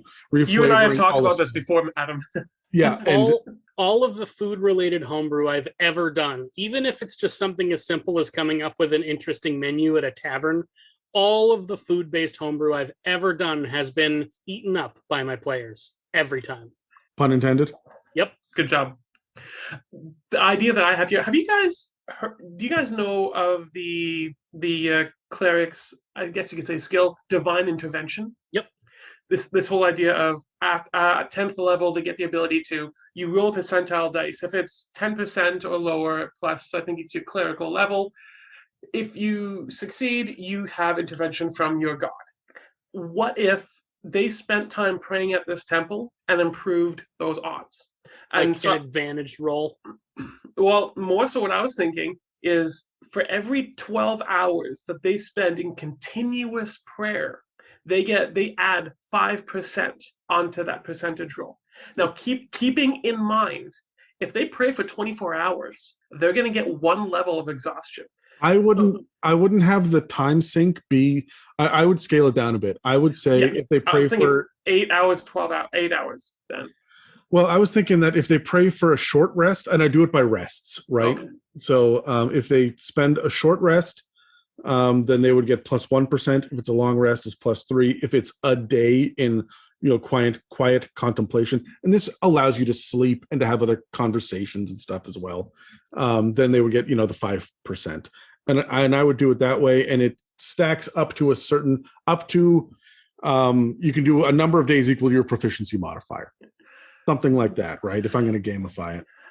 This is true, but this is also why I like the idea of if they want to do the continuous prayer route, that after 24 hours, they get one level of exhaustion. It's that, because after 24 hours, it'll be at an extra 10%, 36 hours, 15%, 48 hours is 20% up. So they have a possibility of having at 30%, if they roll under 30% or plus the clerical level, like it's a good chance, but it's a trade-off. You're going to get levels of exhaustion for this. I like this idea of it's a gamble. I think that's really, really interesting to do. I would have to hammer out the mechanics of it based on how likely my players are to dig into it. I think this would be a later campaign type thing. I've played with a couple of clerics in my campaigns, and only one of them was even remotely interested in anything like prayer. Other than that, they were just spiritual weapon, spirit guardians. I'm going to go over here and cast cure wounds. And it was just about spells. They just wanted that spell list, right? Meanwhile, myself, the staunch agnostic, has written funeral rites from a cleric of the Raven Queen that I played. Yeah, and here I am writing like literal multi-page Bibles, right? And I just cannot get them to pay attention. Anyway, as far as the temple goes, for me, one of the things that I'm thinking about the impact on the surroundings, you should have a cemetery nearby. Like Jeff said, right? Funeral rites. There will be funerary rituals and whatnot that happen. So a thing like a crypt or a series of monuments, there will be statuaries, but it should all be calm surroundings. Maybe a large gathering place outside where they can put tents up to have people come in and have little meetings of like the community has all come together. I would really treat a temple with the kind of like a temple is a stand-in for a church in a lot of ways as well. So I'm thinking about what kind of things happen there. It's not just a shrine. As a matter of fact, if I'm going to look at some things like Catholicism, there are multiple areas that you could call shrines within the church, right? So it's bigger than that. Like this temple can be as big as a cathedral. And with all that in mind, I'm thinking about there's a certain amount of what's the word I'm looking for? I almost want to say pomp. Like there's so much showmanship given to temples as well, where there are beautifully crafted statues and stained glass windows and stuff. And it's not necessarily a pride thing, or it is about displaying the piety towards whatever the god is. Or it doesn't have to be one god. It can be a pantheon as well. Like we could say that for D&D is I mean, if it's an elven temple, it could be the elven gods, right? It's the idea of you're trying to gather this sense of awe. Yeah. And that's when you have a temple there, you're going to have people on pilgrimages, right? You're going to have people that come and visit. I think you said this before, Jeff. Yep. Which means you're going to have like road markers that lead people to the temple. You may want to hide your fort out in the woods. You may want to have a certain amount of there's a drawbridge with a giant portcullis for your small castle. The temple is welcoming and it allows people in. But remember, you look at these medieval castles and or churches and temples and whatnot with the narrow windows and the thick stone walls and the heavy wooden doors. These were also places of refuge. Yeah, I was going to say the temple for the war cleric's god is going to look a lot different than the temple of Soon or Saloon. Yeah, and I think that's a really interesting point. Is you could look at the different cleric domains as kind of, well, whatever cleric is in your party or paladin, and figure out if I don't have a cleric, if I've got a paladin, are they going to have the oath of vengeance versus the oath of devotion? If this is a temple to the warlock's patron, that's what I was thinking too. Yeah. right? Or to the gods that the druid, maybe they've grown their temple out of trees. There are enough elves and things that will do shit like that in D&D. Why did my brain, when you said, what if the temple was grown? My brain auto-completed out of tentacles because you said cultists right before that. Yeah, okay, so, all right. Now I'm totally going to do that in an aberration campaign. That is just phenomenal. I don't want to be on that one. I didn't want to interrupt you in the beginning what you were saying, Adam, but if you do have a large cemetery, you'll also find the necromancer pitching a tent outside too. Yeah. So the next one on that note is the palace and large castle. So a large castle or a palace is going to draw a lot of attention. You're going to be rubbing elbows with influential lords and ladies. You're going to have potentially courtiers dropping by. And like we've mentioned merchants and trade in several of these other strongholds, but with a palace or a large castle, this isn't a guy that wants to sell you a magic ring out of the bag on his back. This is a guy that is like trade empires. This is a guy who owns a fleet of ships that's going to approach you and say, hey, I'm trying to fund an expedition. We have a potential load of silks. Do you want to go halves? Do you want to make a whole bunch of money? This is a whole different level of fucking around with wealth and risk with your wealth. Silky loads. Yep. See, Adam's favorite. And potentially also rubbing elbows with heads of state. Depending on the palace that you're dwelling in, you could be the head of state. You could be the head of state that's interacting with other kings and queens from other places that potentially are trying to attract you to come visit them and vice versa. That's true. I think we have to mention this as well with the palace and large castle. This is going to be towards mid to late tier 4. Yeah. If your characters even get this. And so what I'm thinking is this idea of with pretty much almost a king of their own land with this large castle, that they have that I want to say that in their own realm they have advantage again on all charisma based checks, and there's actually several things. So charisma based checks in the region, they have this style of defense, kind of what we saw previously, and also after a long rest at their palace, that they have the effect of Hero's Feast. I knew you were going to say Hero's Feast. That was the thing that I was just thinking of. I mean, and I think it could last like longer than 24 hours. I think it could last 48 hours, maybe even a week. If you're going to spend $500,000 gold and you have the resources to spend $500,000 gold on a palace, there should be some good benefits for that. Yep, a dental plan. One of the things now we're getting out of the realm of realism. That is very much in talks in Canada right now about whether or not dental plans going to be covered by our universal health care. That's going to be a major factor in the next election here. So, like, how you guys doing down there, Jeff? I want to talk about it. Yeah, all right.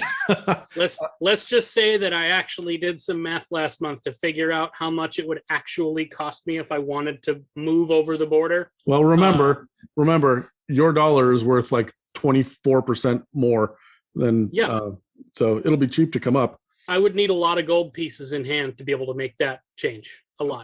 Or just start running. I think the thing for me to think about when it comes to a palace or a large castle, as far as the surrounding area, is clearly you have a city. Like this is, and not a small one. If you are a palace, think King's Landing, right? Think, what was it called at the top of Gondor, right? Like there are castles and Minas Tirith. Yeah. Yes, thank you, Jesus. Minas Tirith was surrounded by 7 levels of city. It's a wedding cake. Yeah. Yes.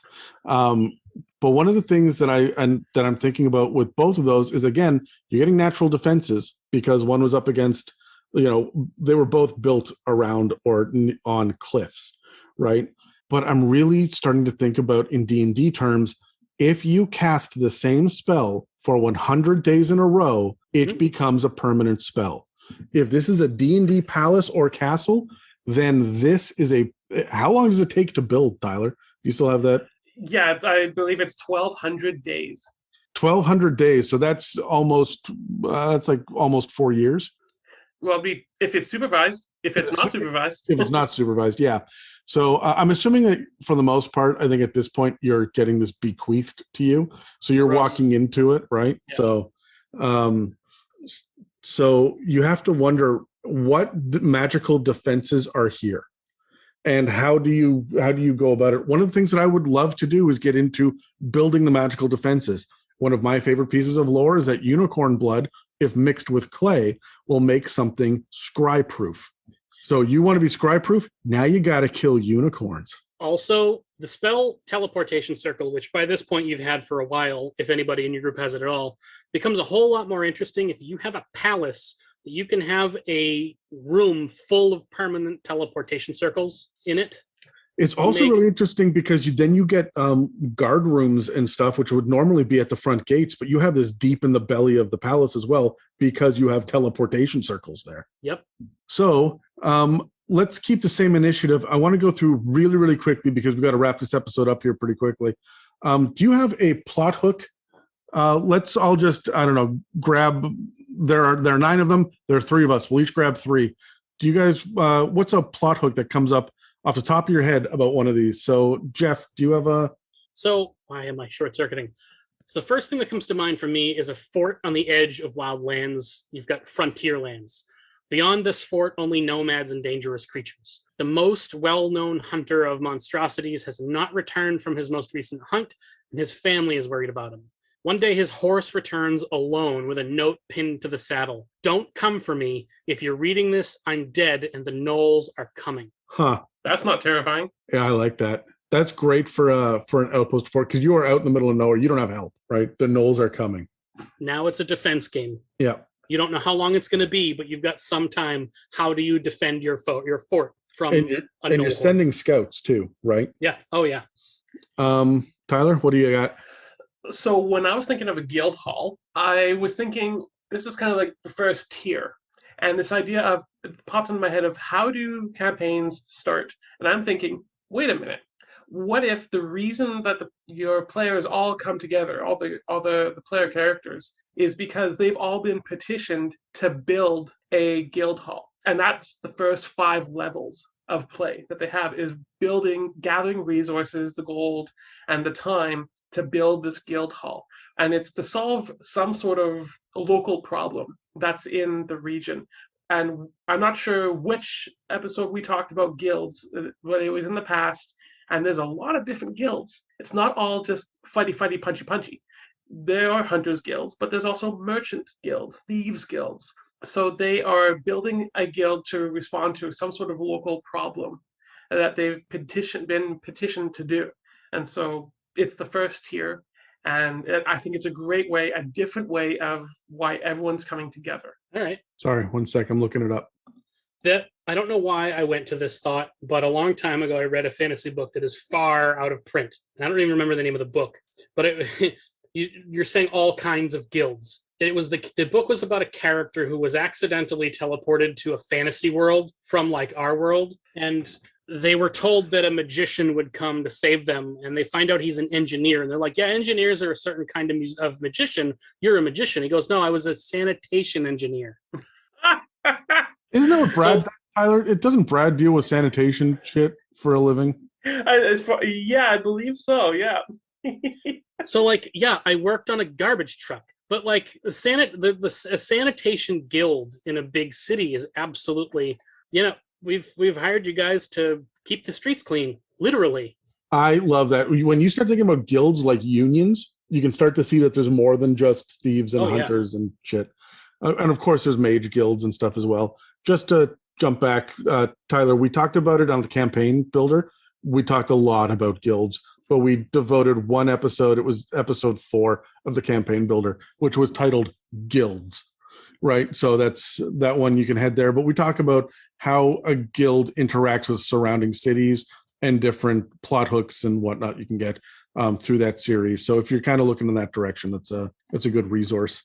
For me, I was looking at the trading post, and look, there's going to be thieves, there's going to be bandits, and there's going to be trade routes that need to be protected. Part of the idea of running a trading post, even if it's in a village or whatnot, is the fact that people have to get here with wares. It is not simply enough to run the location itself. You've got to think about running the roads in and out for the trading post, or the rivers if you're at the docks. So this is something to think about. I would very much have bandits or pirates or something be a consistent threat that needs to be dealt with. And for whatever reason, they will be getting more and more powerful as you become more and more powerful until it's time to go stomp them out at the end of tier 2. Yeah, I like that. What's another one, Jeff? Honestly, I'm going to like the tower, just an isolated tower for me was the absolute hardest thing for me to come up with anything for. Just really? That one to me just screams that there is, I mean, if you inherit the ruins of the tower, right? If you build it from the ground up, sure. But if you inherit the ruins of a tower, what magic shit is in there? All right, and you can Harry Potter your way through this because there's all sorts of accidentally hit the rune, went into this room, didn't realize there was a secret passage. Hey, there's a secret dungeon underneath, right? And towers are perfect for that shit for wizard nonsense. Right. My mind was intentionally trying to avoid the wizard tower thing because I feel like it didn't even occur to me to have it be taking over an abandoned tower. I was just trying to say, well, wizard tower is the obvious place people think of towers in D&D. So what the fuck else could you do with a tower that isn't that? Well, and I really started to draw a blank. Honestly, if you're doing that amount of like magical experimentation and whatnot, you need to have spell components. Actually, you know what? And I just thought back to earlier, you mentioned a tower potentially being a lighthouse. That's an easy plot hook right there. You need to keep that fire lit. There's a storm coming. You need to keep that fire lit, or you're going to have ships piled up on the rocks outside the tower. That actually works real well, especially for a coastal campaign. Yep. Also, if you had a watchtower or one of those towers, like they had all the towers in Lord of the Rings, so that they could signal across a mountain range, right, from one kingdom to another. Right, these signal towers as well. There are all sorts of interesting reasons. Shit happens out in the world, and you have to react to it with a non-wizard's tower as well. I feel like a wizard's tower is it looks internally, and every other kind of tower looks externally, right? When it comes to plot hooks. Yeah. So when it comes to the noble estate with a manor, I had an idea of. Yes, it's a bad thing. So what if the party is actually being given this manor by the surrounding region? They said, you can have it. You can have this place. However, you need to clear it first of all the ghosts and monsters that reside within. And so it suddenly becomes, it's almost a break from your campaign and becomes a fun house for like a small mini campaign. Let me tell you something. Currently, right now, I am running at the House of Lament, which is the level 1 to 3 adventure that's in Ben Ricken's Guide to Ravenloft. And there are 3, the way that works, spoiler alert, if you're ever going to play this, tune out for the next 2 minutes. There are a number of different paths that you can take. There are actually 3 branches you can go down, 3 different people you can contact in a number of seances to go around and do all these little quests and stuff. So there it goes all the way through it.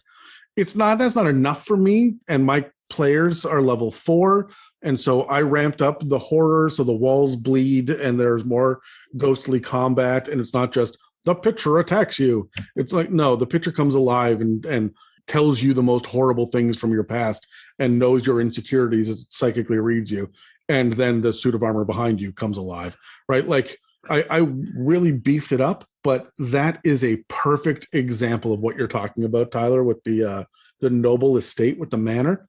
You have both Death House and House of Lament sitting there waiting. Exactly, yeah. And it's being given to you. It's the allure of, you can have this place. If you clear it out, it's yours. I absolutely love that. My next one that I was looking at was the Abbey. And there are really two kind of plot hooks. I was thinking about it. It's either quests of compassion or quests of knowledge, right? And Abbey is going to have, like we said before, an orphanage, or maybe there's a small vineyard or a business attached to it, even if it's a small farm that harvests a certain amount of all of the town's corn comes from this abbey, right? Or potato crop or whatever it is, the orphanage, the farm, the business is in desperate need of help for whatever reason. This is your quest of compassion, right? And it can be something as simple as one of the orphans has someone who is going to foster them the next kingdom over, and you now need to escort a baby for the next week. And as you're doing that, it becomes more and more clear as people are attacking you, this baby is special.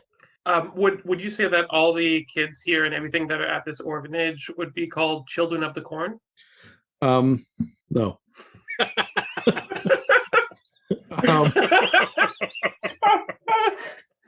The other thing is the idea of the quest of knowledge.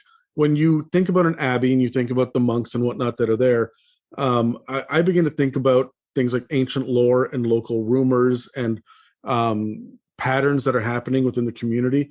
I would go to the abbey to find out the details of, I know that there have been a bunch of animal attacks during full moons for the last 10 months. The abbey is where I go to talk to them about it because I'll have insight on it. The abbey is also where I'm going to go to have curses lifted, especially in smaller communities. So these are little plot hooks as well. I would absolutely love to have a room that has had remove curse cast on it 100 days in a row. Oh. And lycanthropes are flocking to you all of the time. This is where the pilgrimages go to. Interesting. What do you have next, Jeff? So, for one thing, you dirty, dirty thief, Tyler, stealing my idea. I'm sorry. No, it's fine. My initial thought was, a haunted wing of a decrepit palace, but I decided to come up with another one since you stole my idea. So, a large castle. This could potentially be a campaign hinge point late game. You've spent the whole game working for a very powerful emperor or monarch who eventually gifted you this castle and all the lands associated with it. He's given you some story about what happened to the family that ran this castle before you. You bought it. You've been dwelling here and upgrading it and maintaining it for however long until at some point a man in armor shows up at the front gate demanding to speak with the lords of the castle. And he says to you, "This was my castle. I was evicted from it. My family built it, and I can prove it. And everything the king that gave this castle to you has ever told you has been a lie. And this is the good guys were the bad guys all along moment, where you can potentially turn everything you thought about the people you've been working for is wrong, and here's the real story. And potentially turn you against the monarch." Or you have the rogue that says, guys, go back inside. I will take care of this. Sure. Yeah. It's still going to put some doubt. Yes. You handle it right, even if the characters just straight up murder the guy, they now have doubt in everything that's ever been told to them if you handle it correctly. Some doubt? Yeah, I have doubt in one hand, but a deed in another. So yeah. All he wants is the deed. Tyler, what's your last one? So my last one was the temple. I like the idea that the characters have to look into this building of some sort of stronghold.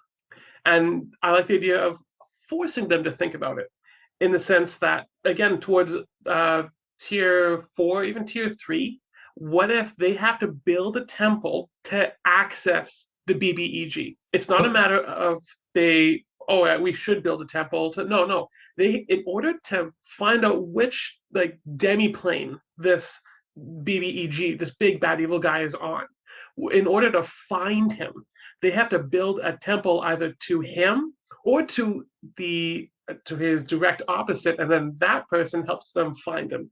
It's this idea of they have to build this temple in order to progress to the next part of the story. Once upon a time, the big bad evil guy had a nemesis, an opposite, all the temples to that god have been wiped off the face of the earth. The only way to gain the wisdom of your big bad's nemesis is to build a temple and worship enough that they will come to your aid. Yeah. There are no more temples to this god. You must build one. I love that idea. And I like the idea as well as of, do you guys know about oh shit, why am I blanking on this? The chained god, Tharizdun. Yeah. So the idea of you have a god who make it a good god because it's your cleric, and the cleric is the only person that hears from this god because the god has been lost and now is communicating again because they've been chained up in whatever underworld or hell dimension or whatever.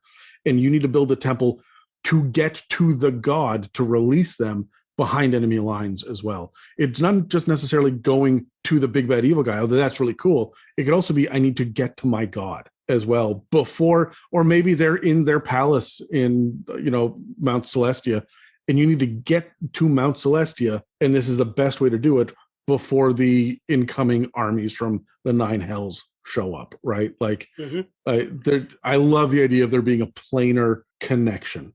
Yeah, exactly. And they'll obviously give the party sufficient time. Tell them ahead of time that this is what you're going to need to do. Some NPC is going to come up with a reason why you need to do this, and you have this amount of time, and it's going to be a lot of time, but a temple takes a while to build. Yeah, I really like that. The my last one is the keep or the small castle. And for the small castle, the palace or large castle, and the temple, they all have one basic thing in common, and that's that they are essentially a pillar of the community, if not the pillar of the surrounding community.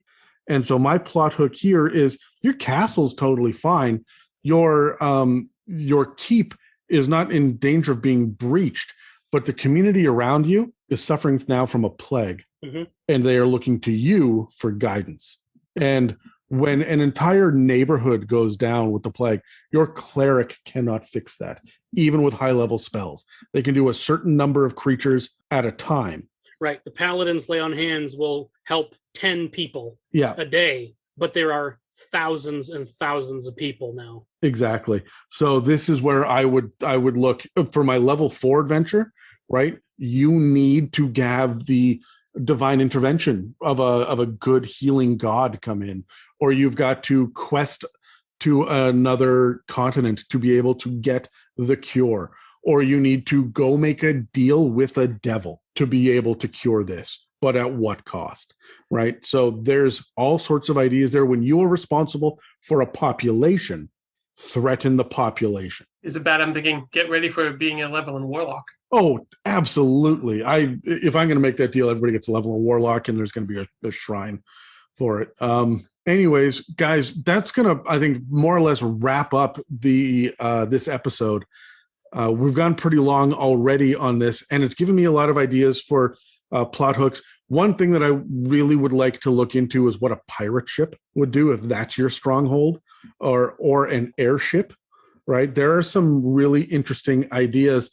When I flip over to the Dungeon Master's Guide, and I'm going through what these optional rules are, I also stumbled upon something else that helped me a little bit think about when it comes to a palace or a large castle, and I'm not just going to give one single boost to all of my players. I want each player to feel unique.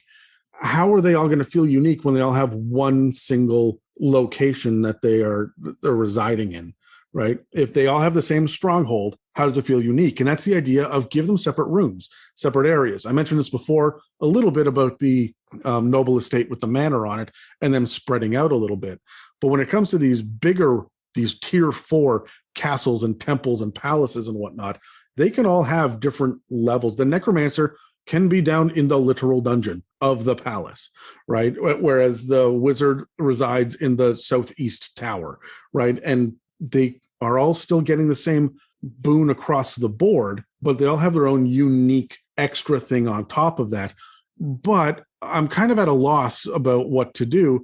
So I started flipping through the DMG, and I ran across the idea of putting different chambers and connecting areas. There's a portion in the DMG on page 292 called Stalking a Dungeon.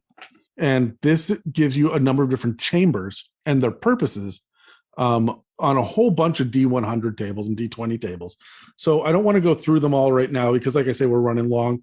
But if you're at a loss about what to put in a palace or a fighter's fortress or a ranger's lodge, if you want to give a bard a theater or a wizard a library, there's some really good stuff in here. The dungeons that they list out, and these are for building a dungeon against your players, but there's no reason that these rooms would not exist for the players to be able to keep track of themselves. If you have, for example, a diviner, maybe that diviner is around a planar gate that exists in the belly of your palace, and that's where they get their specific powers from. So the dungeons listed there are Death Trap, which I don't really think is necessarily important. Maybe if you're going to flesh out a dungeon beneath a palace, but there's stuff for layers, mazes, mines, and planar gates. So we're getting the idea already that there's more kind of strongholds than just the ones we've talked about today. And then additionally, there's one for strongholds themselves. And that gives me things to think about that I hadn't thought about before, like banquet room, an audience chamber, an aviary, dressing room featuring a number of wardrobes, a kennel where monsters or trained animals that protect the stronghold are kept. It gives you information about pantries and sitting rooms and libraries. Latrine. The latrine is on there, I think. It is. Yeah. There's also a temple or shrine, which has a whole lot of options on it, including a workshop for repairing or creating weapons, religious items, and tools. So your artificers even have something to do there. And then, of course, you have tombs as well, which would be if you're going to have a mausoleum out back of your temple. Treasure vaults, which frankly was where we started this conversation on in the first place, where you keep in your hoard. And then there's just kind of a general dungeon chambers D100 table that include everything from a well to a nursery to a pen or prison, a reception room, a refectory, a bestiary, or a game room. Is there anything in particular that you guys would want to add just to wrap this up before we cut to our last ad break? Is there anything you guys would make sure that you always add to every single kind of stronghold? One particular detail? Make every stronghold haunted. I love that. Just even, like, it doesn't have to be a malicious haunting, but why wouldn't you have a quirky ghost that lives in any stronghold you ever give your players? You're nearly headless Nick, for example. Yeah. Moaning Myrtle.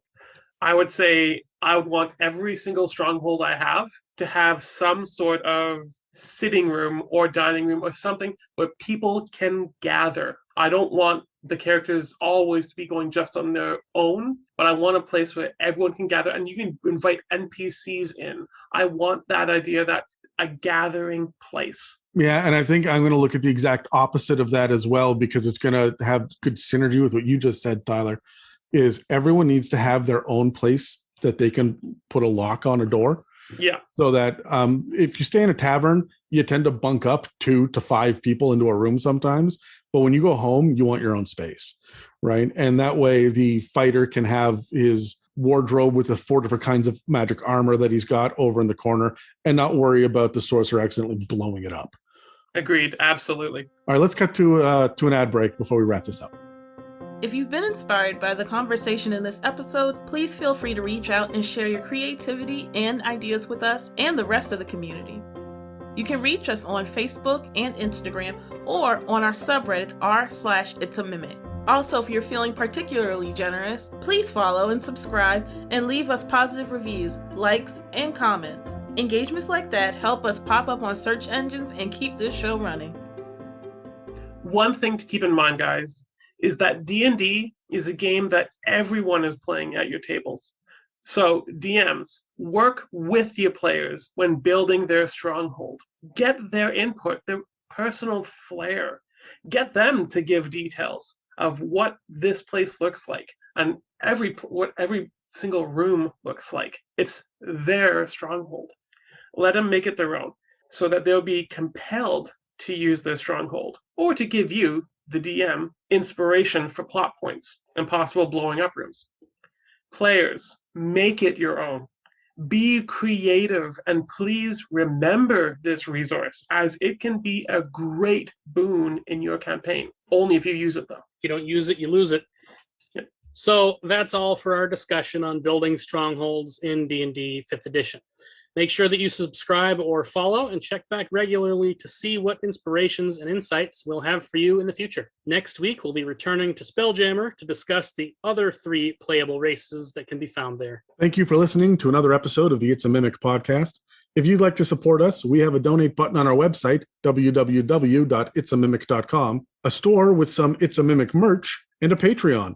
This episode and others can also be found on Spotify, Apple Podcasts, YouTube, and most other podcast apps. Thanks again for listening to It's a Mimic, where you never know what you're going to get.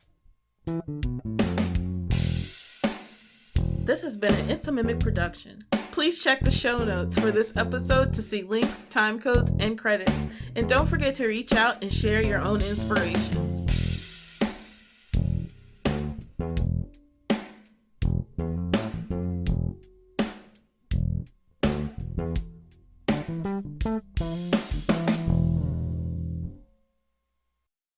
Regarding the Spelljammer thing that's there, have you recorded any Spelljammer stuff yet? No, this is the first one that we've recorded yet. Spelljammer's a fucking mess. Yeah, and it would have been ugly if you guys had already recorded that stuff right before they retconned all that shit. Yeah, it's actually going to be addressed in the episode. I have gone back and rewritten that fucking breakdown twice now, and I'm going to have to do it again because it is just gnarly. Wizards dropped the fucking ball so hard. Anyway. Can I share one of the ideas that I had? Yeah. What? This got me laughing hysterically. It's the antechamber, and the advantage would be no, it's the artificer. He gains the ability to whenever someone is entering or leaving, he's able to cast prestidigitation. And what this looks like is many, many, many small little robots go and scrub every inch of every person that's coming in. My mind, when you said antechamber, went completely in a different direction. It went to the ANTI, antechamber. Oh! It's just a sphere of annihilation. Yeah. Or just it has an anti-magic presence. Like you walk through it and it shuts off all your magical effects. I like the idea of the antechamber that just has a big sign on the door that says no uncles. See, now you need 3 antechambers. This is why we need a palace. Which one do I want to enter today? Well, you're at the palace for an audience before the lords of the place. You get to choose. You, honored guest, may choose which of the 3 antechambers you will enter the audience room through. But you don't tell them anything about what's in any of the 3 of them. Oh, boy. One is full of cleaning robots, one shuts off all your magical shit, and the other one just has a bunch of anties in it. They're hags. They're hags. Yeah. Oh, fuck. Take that whip down. Was there anything else specific you were looking for from me, Adam, on that one? He muted himself. I am sitting here babbling away, not realizing I'm on mute. God damn. Mm-hmm. Take 2. My brain just shut off. It's the Windows reboot noise right now in your head. Yep, pretty much. Just like crashed mid-thought. Fuck. This train of thought is still boarding at the station. Yeah, pretty much. Yeah, I fully derailed on that one. God damn it. My notes are not relevant to this, unfortunately, for this particular one.